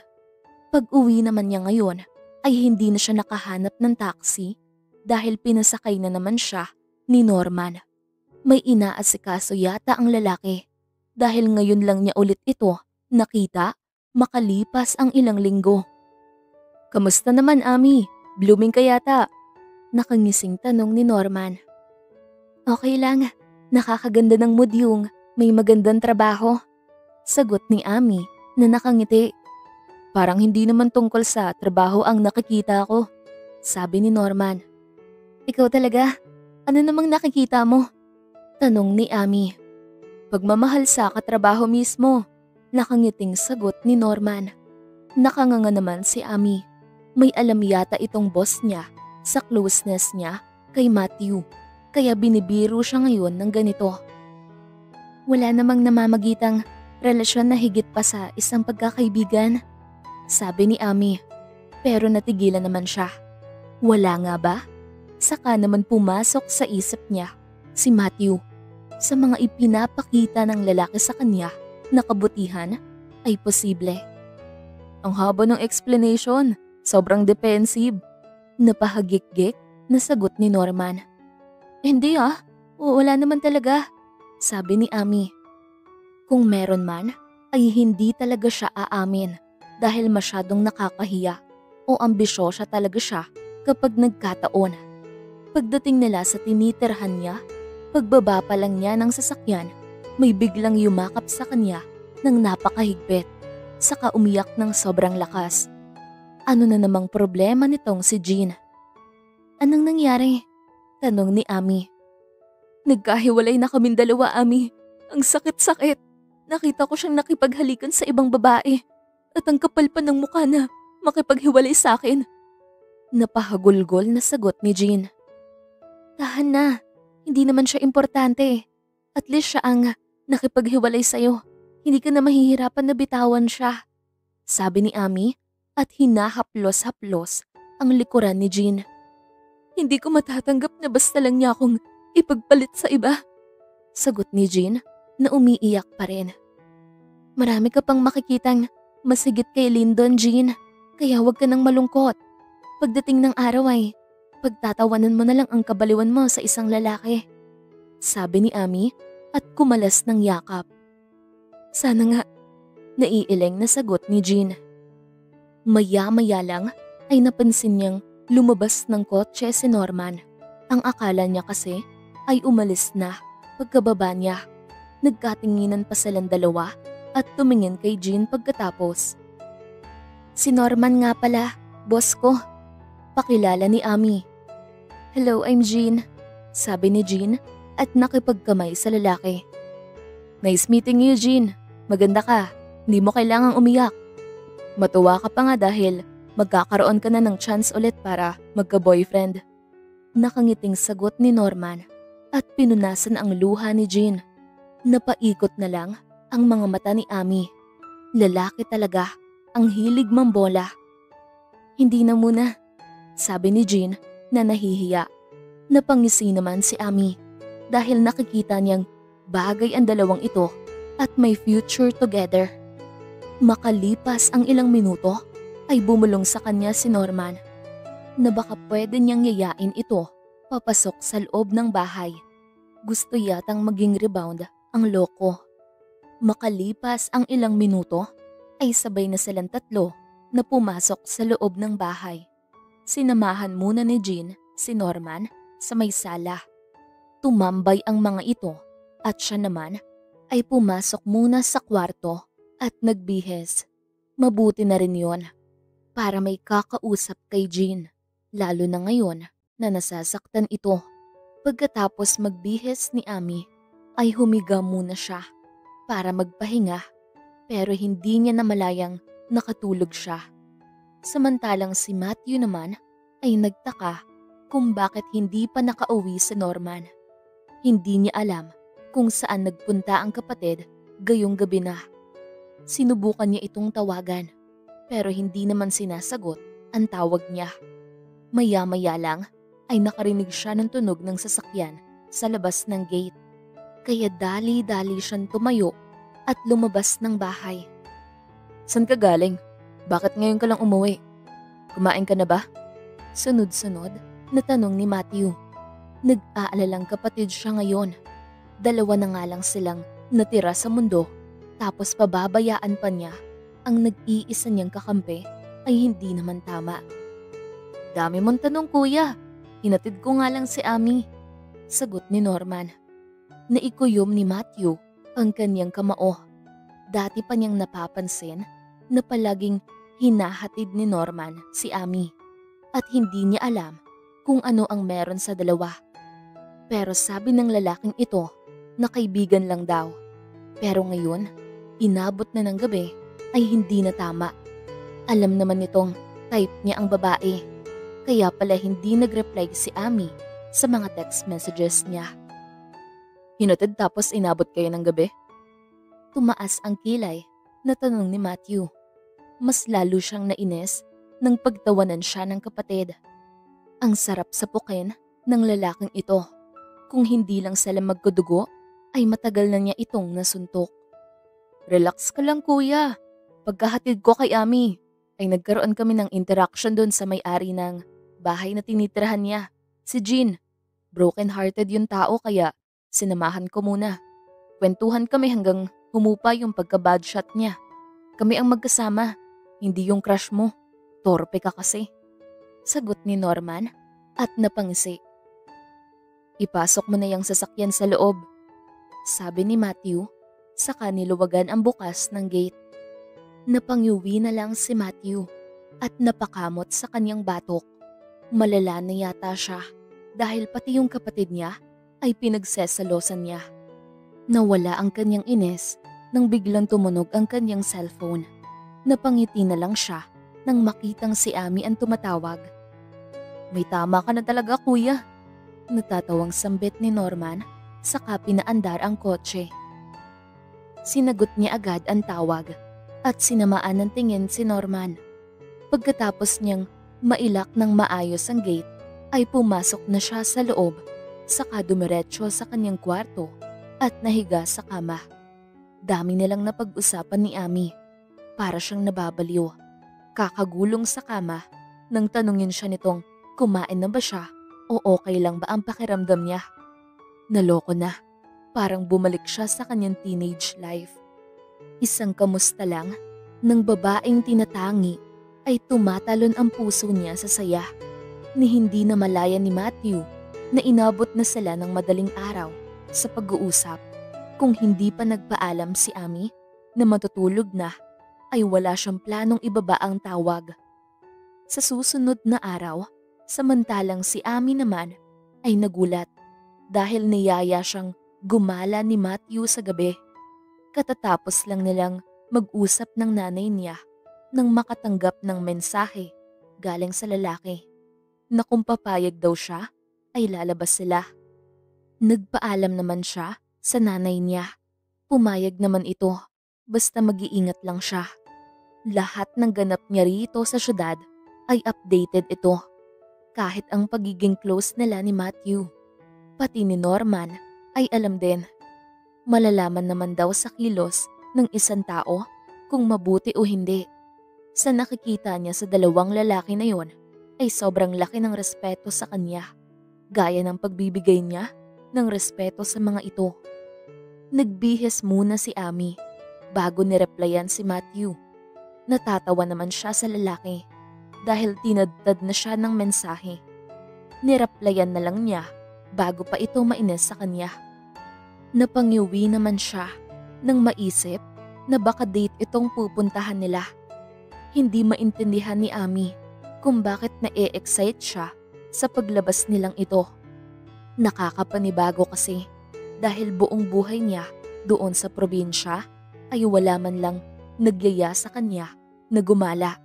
Pero dito ay nagkaroon siya ng kaibigan na ibang tao. Maya-maya lang ay dahan-dahan siyang lumabas ng kwarto. Maglalakad na sana siya palabas ng front door nang magulat siya dahil narinig niya ang boses ni Jean. "San ka pupunta, Ami? Makikipag-date?" Tanong ni Jean. "Akala ko walang tao. Hindi kasi nakabukas ang ilaw. Ikaw naman." Nakanguwing sagot ni Ami. "Mas gusto kong madilim," sabi ni Jean. "Huwag kang magmukmok. Lumabas ka at mag-party," sagot ni Ami. "Galing akong duty, Ami. Pagod na pagod ang katawan ko sa kaka-round upang i-check ang mga pasyente ko. Kaya lobat ang energy ko ngayon. Pero balak magaya ni Norman na gumala kami ngayon," sabi ni Jean. "Pagbigyan mo na siya. Mabuting tao yun. Mas bagay kayo kaysa dun sa ex mong iniiyakan mo." Prangkang sambit ni Ami. "Ikaw talaga. By the way, may date ka, no?" Tanong ni Jean. Napangiwi naman si Ami. Hindi niya kita ang reaksyon ng babae ngayon dahil madilim. Pero siya, namumula na sa hiya. Wala lang naman kasi ito. "Hindi simpleng gala lang to. O siya, aalis na ako, Jean. Huwag mo akong pagsarahan ng pinto Baka sa labas ako makakatulog nito," sagot ni Ami. "Oo naman, ingat," sabi ni Jean. Maya-maya lang ay nagmamadali na siyang lumabas ng gate para hindi siya maabutan ni Norman at biruin na naman. Hindi na siya naghanap ng taxi dahil nakita na niya sa may di kalayuan si Matthew na naghihintay sa kanya. Hindi siya nakahuma ng paglapit niya rito ay hinalikan siya sa pisngi ng lalaki bilang pagbati. Nalutang bigla si Ami dahil hindi niya napaghandaan ang simpleng gesture na yon. "Akala ko hindi ka papayag. Ang tagal mo kasing mag-reply," tanong ni Matthew na nakangiti. "Nagpaalam pa ako kay nanay. Buti na lang pumayag," sagot ni Ami. "Ang bait mo namang anak," na-amaze na sabi ni Matthew. "Siyempre, saka alam niyang ikaw ang kasama ko," sagot ni Ami. "Ha? Paano?" Hindi makapaniwalang tanong ni Matthew. "Sinabi ko sa kanya ang tungkol sa'yo. Ganun kami ka-close ng nanay ko." Nakangiting sagot ni Ami at nagsimula ng maglakad. Nagulat naman siya nang biglang hawakan ni Matthew ang kamay niya. Hindi naman pumalag si Ami dahil ayaw niyang mapahiya ang lalaki. Wala namang mawawala sa kanya kung magkahawak sila ng kamay. Sa tagal ng paglalakad nilang dalawa ay napadpad sila sa plaza. Nakikita ni Ami na ang daming tao na nandito nakatambay. Parang ito ang naging pahingahan ng iba pagkatapos ng nakakapagod na araw ng mga ito. Marami namang nagtitinda ng mga kakanin sa paligid. Napakaganda pala dito kapag nauhaw at nagutom ay nasa malapit lang pwedeng makabili ng pagkain at malamig na tubig saka juice. Nang makahanap sila ng bakanting mauupuan ay doon na sila nagpunta para makaupo. "May gusto ka bang kainin, Ami?" tanong ni Matthew. "Busog ako pero tubig na lang siguro o juice. Nauuhaw pala ako eh. Sino ba kasing nagsabi sa atin na maglakad tayo papunta rito?" Nakangiting sagot ni Ami. "Okay lang, hindi naman ako nakaramdam ng pagod. Lalo pa at ikaw ang kasama ko," sagot ni Matthew. Natigilan naman si Ami sa naging sagot ng lalaki. Hindi niya maiwasang hindi mapalunok dahil titig na titig sa kanya si Matthew. Na-conscious siya sa kanyang nararamdaman. Talaga? Salamat naman, sabi ni Amy. You're always welcome, sagot ni Matthew. Alam mo, gusto kong isipin na proud ba ako o dapat mahiya dahil sa mga tingin nila ngayon sa atin. Nakangiwing sambit ni Amy. Napansin niya kasing kanina pa nakatitig sa gawin nila ang mga kababaihan na nasa plaza. Siguro naman, nagtataka ang mga ito kung bakit may kasama siyang gwapong lalaki, gayong hindi naman siya maganda. Maganda ka naman dahil hindi naman sa lahat ng oras ay panlabas na kaanyuan lang ang tinitignan ng isang tao. Importante pa rin ang kalooban, sabi ni Matthew at hinawakan ng pisngi niya. Okay, tipid na sagot ni Amy. Pero hindi siya naniniwala dahil sa panahon ngayon ay naging basehan na ang kagandahan ng muka, pero kung may kapintasan ay lalaitin na. Gustong mapahagalpak ng tawa ni Amy dahil sumimangot ang mga kababaihan habang nakatingin sa kanila. Hinawakan pa niya ang braso ni Matthew at dumikit rito dahil gusto niyang mamatay ang mga ito sa inggit. Nakita niyang sinamaan siya ng tingin ng mga ito saka nag-flip pa ng buhok. Mas panalo siya dahil may kasama siyang gwapong lalaki. Pero ang mga ito ay wala. Pasekreto mo talaga silang inaaway Nagpapainggit ka yata. Nakangising tanong ni Matthew. Hindi tinuturuan ko lang ng leksyon dahil kahit hindi sila nagsasalita ay alam kong nilalait nila ako. Sagot ni Amy. Hayaan mo na lang sila. Masasanay ka rin yan. Wala ka namang pakialam kung ayaw nila sa'yo. Ayaw mo din naman sa kanila. Napatawa ng mahina na sabi ni Matthew. Pagkatapos nilang tumambay sa may plaza ay naisipan na nilang umalis. Nahinto sila sa may nagbebenta ng mani at itlog kaya bumili na si Matthew. At sinamahan na rin ng 2 bottled water at soft drinks. Pumayag naman siya sa kagustuhan ng lalaki na maglalakad na naman sila pauwi. Okay lang para sa kanya. Tutal may pagkain naman, kaya hindi niya mararamdaman ang pagod. Makalipas ang 1 oras na paglalakad nila ay sumakit na ang mga binti ni Amy at naubos na rin ang pagkain na binili nila. Pagod ka na ba, Amy?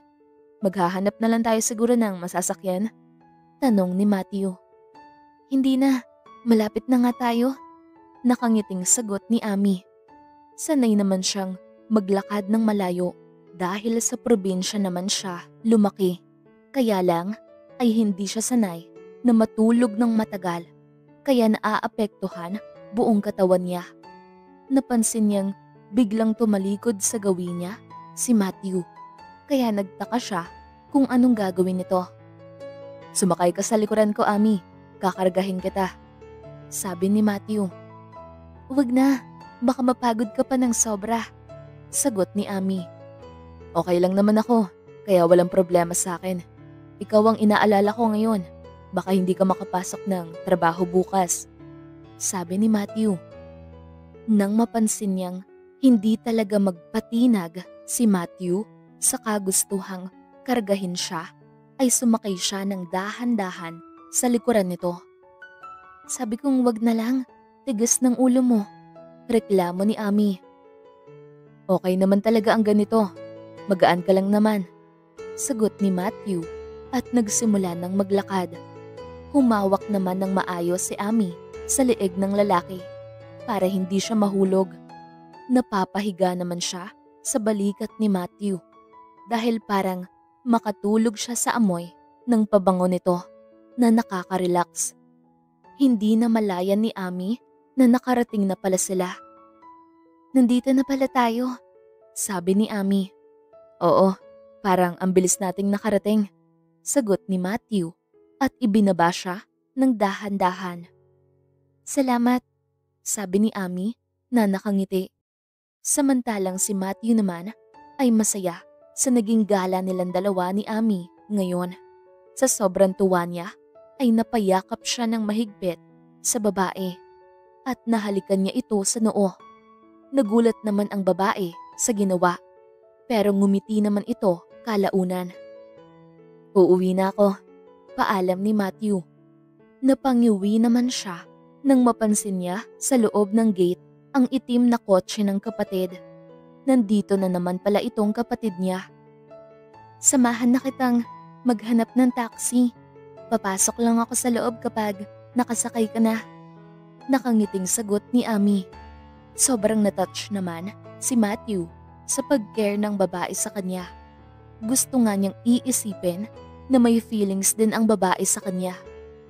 Maya-maya lang ay sumakay na siya agad ng taxi na huminto sa harapan nila. Kumakaway naman si Ami habang papalayo ang sinasakyan niya.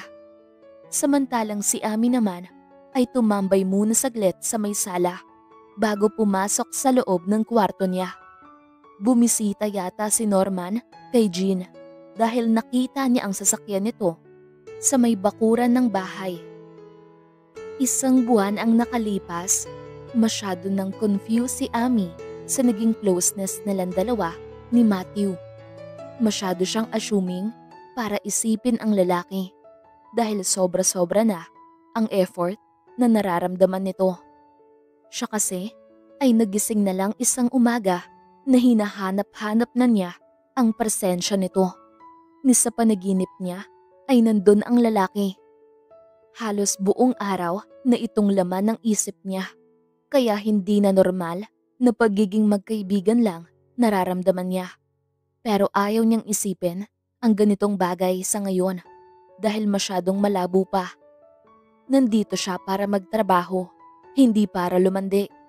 Hindi naman kasi maiwasang hindi siya makaramdam ng feelings para sa lalaki dahil ito palagi ang kasama niya at naging kakampi niya. Iyong gumala sila ng gabi ay nasundan pa yon ng maraming beses kaya hindi naramdaman ni Ami ang pagod sa buong araw na pagtatrabaho niya. Naka-duty siya ngayon sa supermarket at hindi niya alam kung saan nagpunta si Matthew dahil hindi naman ito pumasok ngayon sa trabaho. Habang naglilinis siya ng shelf upang lalagyan niya ng bagong stock ay hindi niya namalayan ang paglapit ni manager. Ambisyosa ka rin, no? Feeling mo maganda ka? Pangit ka na nga, wala ka pang dating. Sabi ni Manager Rose. Hindi kita papatulan dahil mataas ang respeto ko sa'yo. Mahinahong sagot ni Ami. Ang lakas ng loob mong sumagot sa akin dahil may kapit ka sa boss natin. Malandi ka kasi. Sabi ni Manager Rose. Nandito ako para magtrabaho, ma'am. Hindi ako pumasok rito para lumandi. Walang katotohanan ang lahat ng paratang mo sa akin. Nagkataon lang na naging magkaibigan kami ni Sir Norman. Sagot ni Ami. Naikuyom niya ang kanyang mga kamao. Siguro kung wala sila sa trabaho ngayon o nagkita sila sa labas ay patitikimin niya ng suntok sa nguso ang babaeng ito. Sobra na sa panglalait sa kanya. Ni wala namang katotohanan ang sinasabi. Masyadong halata na malandi ka talaga. Kakapasok mo pa lang ay malapit ka na agad sa kanila. Samantalang kami ay matagal na pero hindi man lang nila pinapansin. Sabi ni Manager Rose at masama ang naging tingin sa kanya. Masama kasi ang ugali mo kaya ganon. Prangkang sagot ni Ami. Ang kapal na mukha mo. Konting-konti na lang isasabunutan na kita. Nanggigigil na sabi ni Manager Rose. Parang gusto na nitong hilahin ang buhok sa sobrang inis. Pero nagpigil ito dahil baka sa ikalawang pagkakataon ay masisante na ito. Talagang makapalang mukha ko. Nakikita mo namang nasunog na nga ito. Napangising sagot ni Ami. Sa tingin mo seseryosohin ka ni Matthew? In your dreams, niloloko ka lang ng lalaking yon. Alam mo kung bakit? Hindi naman talaga empleyado yun dito, kundi may-ari nitong supermarket. At yung Norman na akala mo boss natin ay kapatid niya. In short, nagpapanggap lang para maloko ka. Kawawa ka naman. Sabi ni Manager Rose at napapahalakhak. Natigilan naman si Ami. Nakaramdam siya ng pait sa kanyang panlasa. Kung tutuusin, ay wala naman siyang pakailam. Pero may parte sa puso niya ang nasaktan.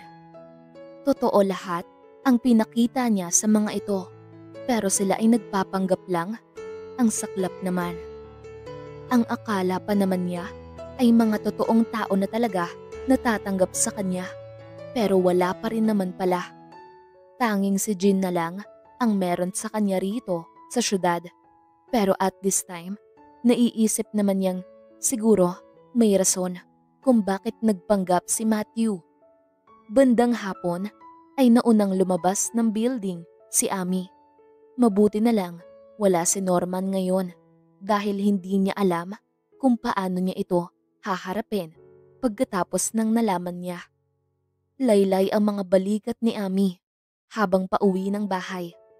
Nadatnan niya sa may sala si Jean na sobrang tamis ang pagkakangiti sa kanya. Masaya ang aura nito habang nakatingin sa cellphone nito. Sa isang buwan na lumipas ay napapansin niyang may peace of mind na si Jean dahil wala na ang boyfriend nitong masyadong toxic.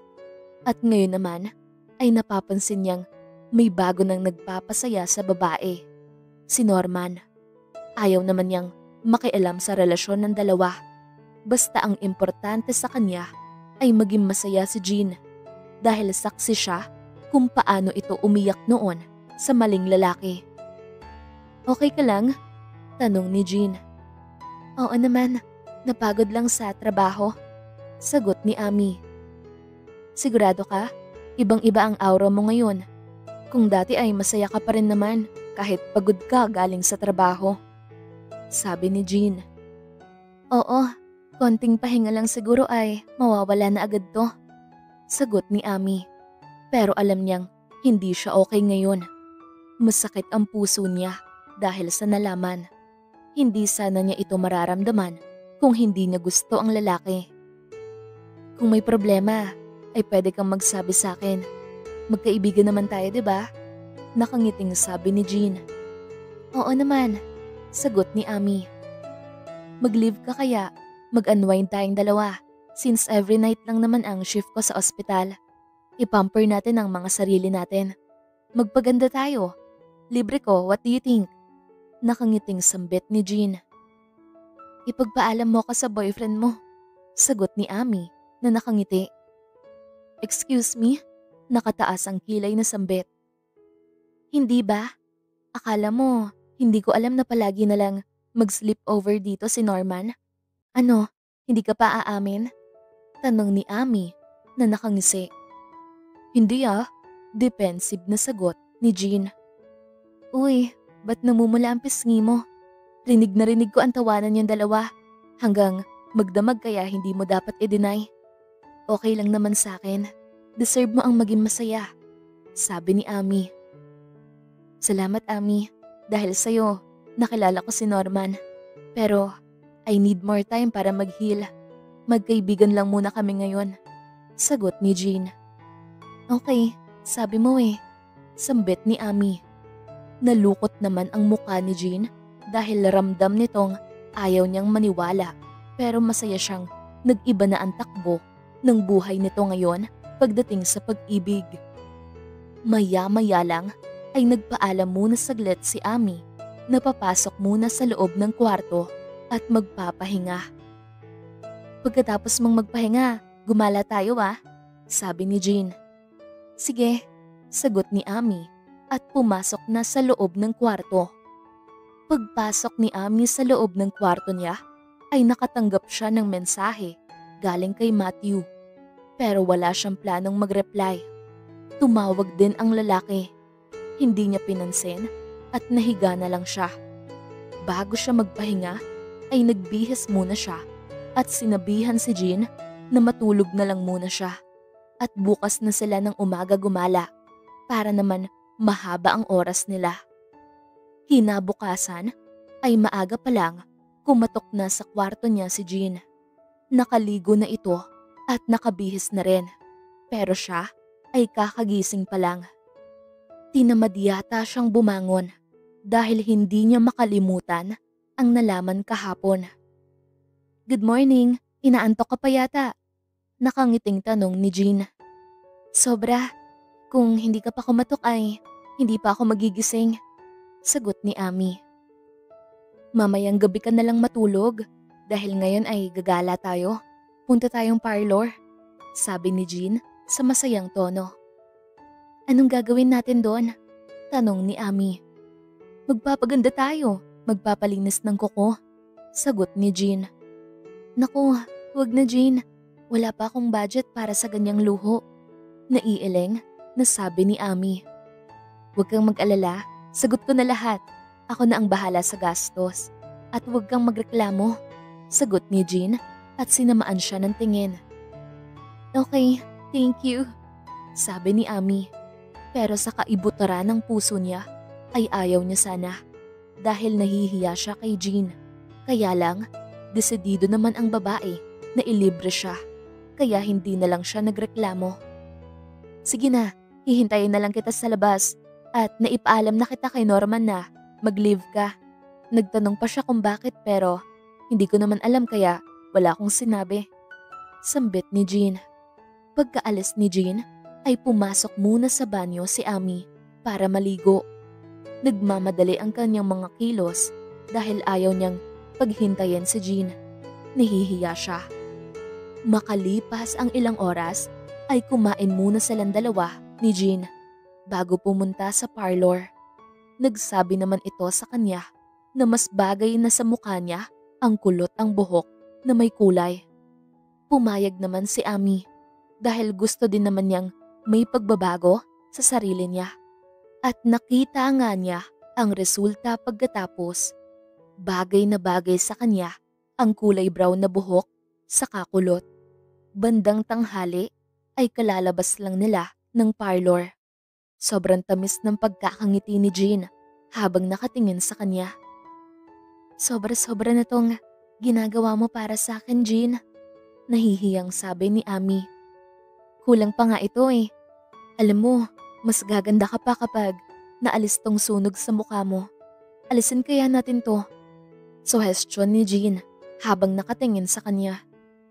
Hindi na. Mas lalong wala akong budget. Masanay ako sa ganitong itsura ko. Sagot ni Ami. Akong bahala sa gastos, Ami. Mura lang ang bayad nito. Nakangiting sabi ni Jean. Huwag na. Sobra-sobra na tong ginagawa mong kabutihan sa akin. Sagot ni Ami. Hayaan mo na lang ako.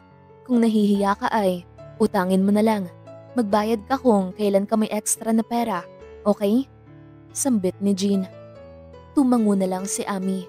Ayaw na niyang kumontra pa dahil hindi naman siya hahayaan ng babaeng ito na humindi.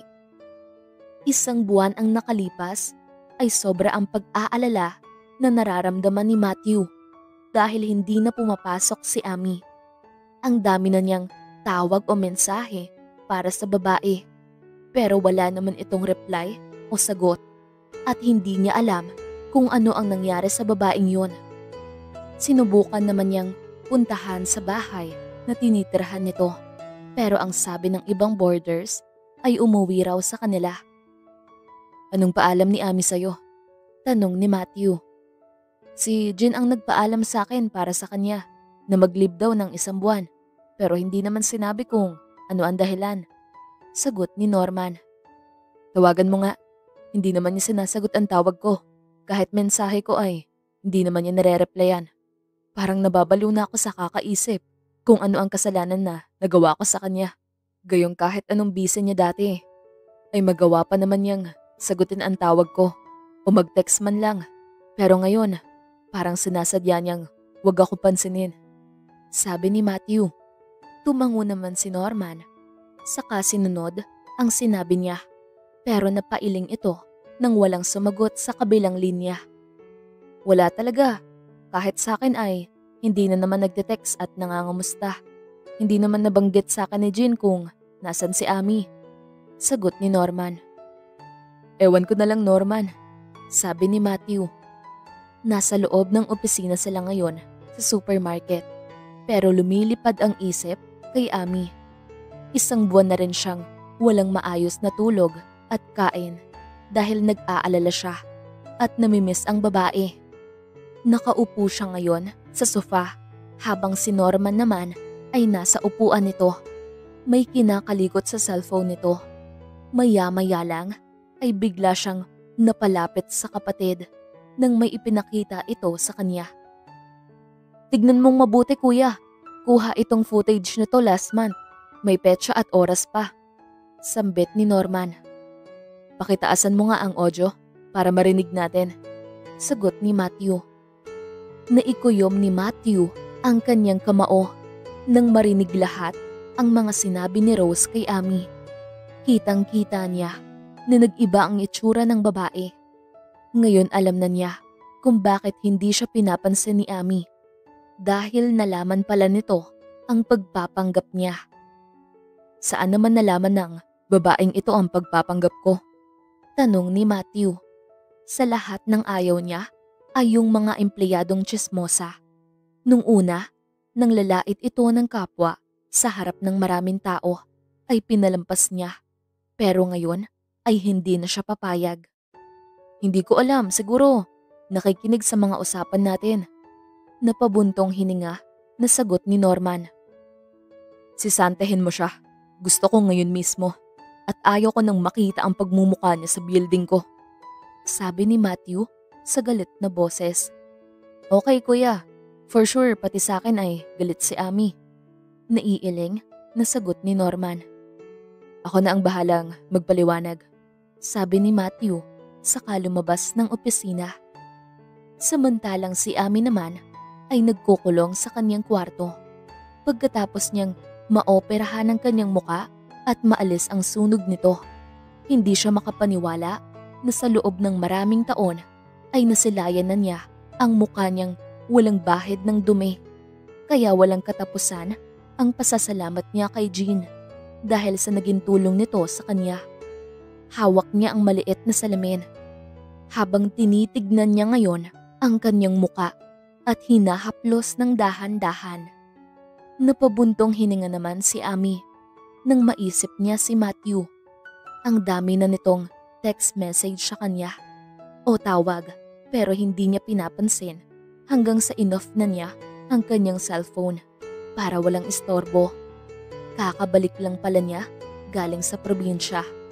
Nagulat naman ang nanay niya pagkakita nito sa kanya, pero masaya naman ito dahil hindi na raw siya malalait ng ibang tao at natutuwa ito sa naging transformation niya.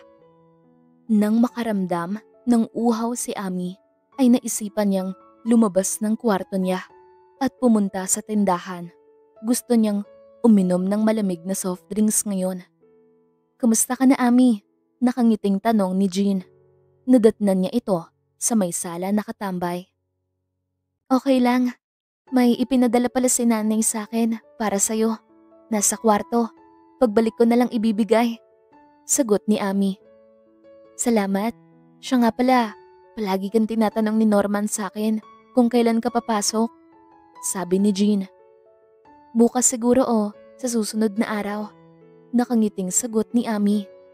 "Okay," sabi ni Jean. Tumango naman si Amy saka nagpatuloy sa paglabas ng bahay. Napabuntong hininga na lang si Amy. Dahil 1 buwan lang siyang nawala, pero hinahanap na siya ng mga ito na parabang sobrang importante niya. Pero sinadya niya talagang huwag magpaalam sa dalawa dahil nagtatampo siya. Maya-maya lang ay bumalik na si Amy. Bit-bit ang 1 litrong Coke. Pagsaluhan nilang dalawa ito ni Jean dahil may dala siyang kakanin-kanina, pasalubong ng nanay niya para sa babae bilang pasasalamat. Hindi alam ni Amy kung nasaan ang ibang boarders nila dahil sobrang tahimik ng buong bahay. Siguro nasa loob ng kwarto nagpapahinga. Nilapag niya sa ibabaw ng mesa sa may sala ang dalang Coke. Sakto namang papalapit si Jean na may 2 baso. Nag-text siya kanina na magmerienda sila. Makalipas ang 1 oras ay nakaupo na sila habang kumakain. "Sobrang ganda mo pala, Amy. Yung sunog sa mukha mo lang pala ang problema nun," nakangiting sabi ni Jean. Salamat sa'yo. Naisip ko din naman na ipatanggal dati, pero wala pang pera pang gastos noong nasa probinsya pa ako. Sagot ni Ami. Ganun talaga. May mga times talaga na hirap tayong kumita ng pera. Basta ang importante ay nakakaraos din tayo kahit na papaano. Sabi ni Jean. Oo nga eh. Alam mo, mas sobrang ganda mo pala kapag hindi ka masyadong stress. Nakangiting sagot ni Ami. Nakakahiya naman pero salamat. Lumuluwag kasi ang schedule ko sa ospital. Tapos, wala nang boyfriend na toxic. Napailing na sabi ni Jean. Yun ang nagpapastress sa'yo lalo. Kamusta na kayong dalawa? May closure na ba? Tanong ni Ami. Wala siyang closure na mahihita sa akin. Hindi ko yun ibibigay sa kanya pagkatapos niya akong gaguhin. Seryosong sagot ni Jean. Napangiwi naman si Ami dahil nakaramdam siya na may galit pa ang babae sa ex-boyfriend nito. Sino ba ang matutuwa na minahal nito ng sobra ang isang tao tapos sasaktan lang ng ganon? Di naman makatarungan. Naiintindihan kita, Jean, pero palayain mo na ang sarili mo sa galit sa kanya para makamove on ka. Sabi ni Ami. Oo naman, hindi ko maiwasan ng hindi maisip tapos nalaman ko pa sa mga kasama ko sa ospital na buntis na raw yung ipinalit sa akin. Tapos hindi naman daw yung babaeng nakita kong kalandian niya. Ibang babae pala. Sagot ni Jean. Napanganga naman si Ami. Sira ulo pala talaga ang lalaking yun. Mahilig palang magsabay yung ex-boyfriend mo ng mga babae. Mabuti na lang, ikaw mismo ang nakakita nung lumandi siya. Kung hindi ay mas kawawa ka. Sambit ni Ami. Oo nga eh, sabi ni Jean. Maya-maya lang ay nagkatinginan silang dalawa nang may narinig silang nag-doorbell sa labas. Ako na ang titingin kung sino ang bisita natin. Sambit ni Ami. Tumango naman si Jean kaya tumayo na siya agad upang buksan ang gate. Napatigil si Ami nang makitang si Matthew pala ang nandito. Nakanganga ito habang nakatingin sa muka na parabang hindi makapaniwala sa nakita nito. Ami, I miss you. Sorry, hindi ko naman sinasadya na maging ganon. Pero kasi gusto ko lang malaman lahat ng ugali na meron ang mga empleyado ko. Pero yung mga pinakita ko sa iyong kabutihan, lahat ng yun totoo. Saad ni Matthew. Napaatras pa si Ami nang akmang aabutin siya ni Matthew at hawakan ng kamay niya. Sa tingin mo, may pakailam ako? Trabaho lang ang importante sa akin, hindi ang kung ano pa man. Kung gusto mong tanggalin ako sa trabaho dahil hindi ako nagpaalam ng maayos, ay okay lang. Maghahanap na lang ako sa iba. Sagot ni Ami. Samantalang si Matthew naman ay nagulat sa pagbabago ng itsura ni Ami. Nawala na rin ang sunog sa kabilang pisngi nito. Pero wala naman siyang pakailam sa kung ano ang itsura ng babae. Basta nandito siya para humingi ng tawad. Parang gusto niya itong yakapin ng mahigpit pero umiiwas ito sa kanya. Hindi naman ako nagpunta rito para sa trabaho. Gusto ko lang mag-sorry para magkaayos tayong dalawa. Sabi ni Matthew. Wala namang dapat ayusin, Matthew. Umpisa pa lang ay normal lang naman ang relasyon na meron tayo, diba? Kaya please lang, huwag mong isipin na may kasalanan ka. Dahil wala naman akong pakialam kung nagpanggap ka o wala. Sagot ni Ami at nagkibit balikat pa. Napabuntong hininga na lang si Matthew. Alam niyang nabothered si Ami doon sa binunyag ni Rose kaya iniiwasan na siya nitong kausapin o sagutin ang tawag niya at mag-reply sa text messages niya. Hindi lang siya sanay dahil hindi ganito ang trato nila sa isa't isa. Saka naman niya napansin na dumating din si Norman, lula ng kotseng puti. Maya-maya lang ay bumukas ang pinto, saka lumabas ang kapatid, saka lumapit sa kanila. Hi Ami, nakangiting sabi ni Norman. Teka lang, tatawagin ko lang si Jean, sagot ni Ami. Nagkatinginan naman silang dalawa ni Norman pagkaalis ng babae at parehong napabuntong hininga. Maya-maya lang ay lumabas ang isang babae. Nakipagbeso ito kay Norman, kaya ipinakilala din ng kapatid sa kanya. Nakipagkamay naman si Matthew sa babae at inaya sila papasok ng bahay. Maupo kayo, pumasok lang sa kwarto niya si Ami. Nakangiting sabi ni Jean. Kailan lang siya nakabalik? 'Di ba umuwi siya? Tanong ni Norman. Nakikinig lang si Matthew dahil wala din naman siyang sasabihin. Si Ami ang sadya niya rito. Kailangan nilang mag-usap at magkaayos. Hindi siya titigil hanggang hindi bumabalik sa dati ang turingan nilang dalawa. Last day yata yun, sagot ni Jean. Mas bagay sa kanya ang ayos ng buhok niya ngayon, nakangiting sabi ni Norman. Dahil napakabigat ng atmosphere na nararamdaman nilang dalawa ngayon, something is off with Ami. Kung okay lang rito, ang natuklasan ay bakit nag-iba ang turing sa kanya. Wala namang mali sa pagpapanggap niya dahil alam niya ang mga ugali ng bawat isa sa mga empleyado nang makasalumuhan niya ang mga ito. May mababait naman. Meron namang hindi gaya ni Rose na inalis na sa trabaho dahil sa pangingialam sa kanila. Maya-maya lang ay natigilan si Matthew nang pagbalik ni Ami ay may dala na itong isang bucket ng beer. Ni halos hindi siya nito magawang tapunan ng tingin na dati halos matunaw na siya sa kakatitig nito. Magiinom tayo, Jean. Sama ka na rin, Norman. Nakangiting sabi ni Ami at nilapag sa sahig ang dalang beer. Okay, tipid na sagot ni Norman at nagkatinginan silang dalawa. Bakit? May problema ka ba? Bakit ka magpapakalasing? Tanong ni Jean. Wala naman, pero ginagawa na naman natin to dati nung broken ka, diba? Sagot ni Ami na nagbukas na ng isang boteng beer. Pero hindi na ako broken ngayon. Siguro, ikaw na naman ngayon? Tanong ni Jean. Hindi din. Gusto ko lang mag-celebrate dahil sa'yo ay gumanda ako. Siguro naman ay magkaka-boyfriend ako ng marami nito. Sagot ni Ami at napahagik-gik pa. Napailing naman si Norman habang nakatingin sa kanya. Sa bagay, sang-ayon ni Jean. Ano sa tingin mo, Norman? Yung totoong sagot. Ayoko ng sinungaling. Tanong ni Ami. Napalunok naman si Matthew dahil parang pinapatamaan siya. Hindi mo naman kailangan ng maraming boyfriend. Isa lang dapat ay sapat na. Dun ka sa lalaking mahal ka. Sagot ni Norman. Talaga? Paano ba yan? Hindi pa nga kami nagsisinungaling na. But anyway, inom na lang ng inom.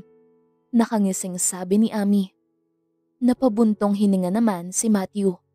Hindi niya makayanan ang pagpaparinig sa kanya ni Ami. Kaya sumenyas siya sa kapatid na mauuna na siyang umuwi. Habang si Ami naman ay hindi nakapasok sa trabaho dahil nalasing siya. Hanggang sa mas pinili na lang niyang mag-resign sa supermarket. Kaya nang makarating ang balita kay Matthew ay palagi na lang siya nitong pinupuntahan sa bahay at gustong makausap. Pero hindi niya ito pinapansin kahit pabalik-balik ito sa kanya. Hanggang sa isang araw ay kinatok na siya ni Jean sa labas ng pinto. Sobrang lakas ng ulan pero hindi mo naman naisip na pagbuksan ng gate si Matthew. Kaya ayun, nawalan ng malay. Nakahandusay na sa semento. Sabi ni Jean. Ano? Sambit ni Ami at agad tumakbo palabas. Lagot ka talaga kapag may nangyaring masama sa kanya. Minsan kasi, babaan mo yung pride mo. Sagot ni Jean at nakasunod na sa kanya. Paglabas ni Ami, ay dinaluhan niya agad si Matthew na nakahiga sa semento na walang malay.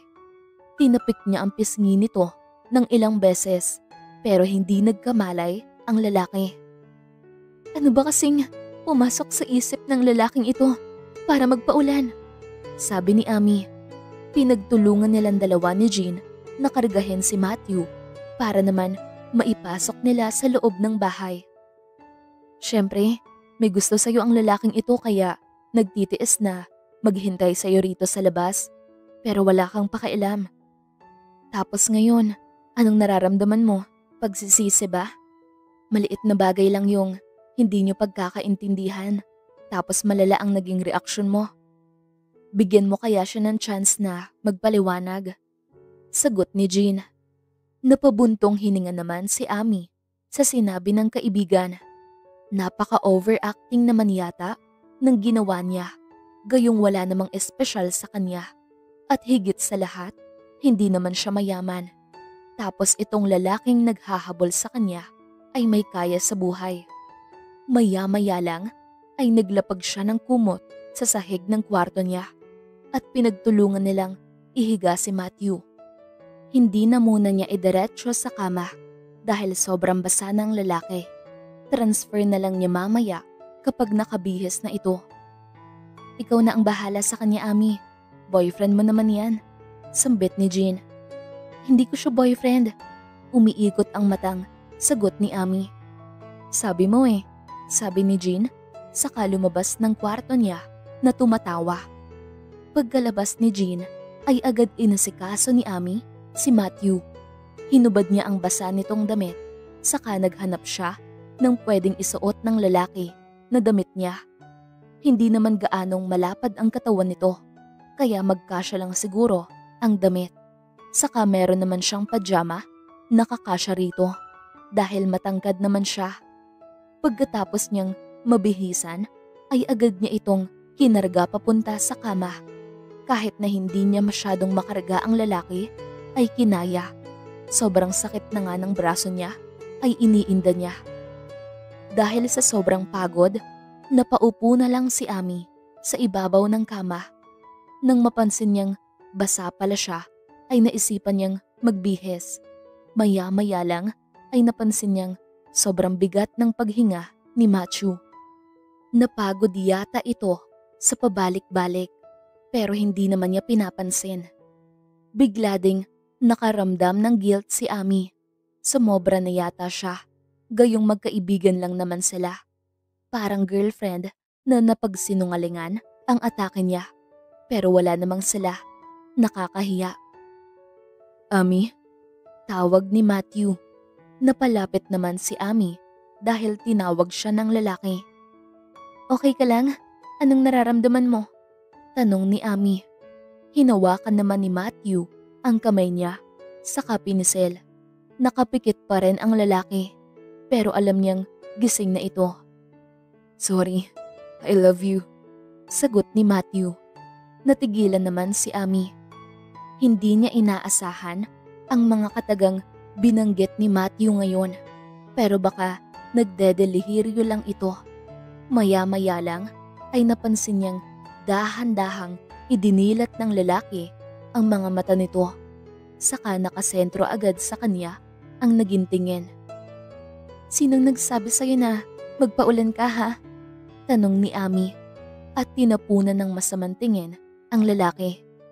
Ngumiti lang ito sa kanya at hinaplos ang braso niya. I miss you, Ami. Namiss ko ang lahat sa'yo. Sorry ulit. Nakangiting sabi ni Matthew. Namiss din kita. Okay na tayo basta huwag mo nang uulitin ang magpaulan ha? Sagot ni Ami at niyakap ng mahigpit ang lalaki. 2 linggo ang nakalipas.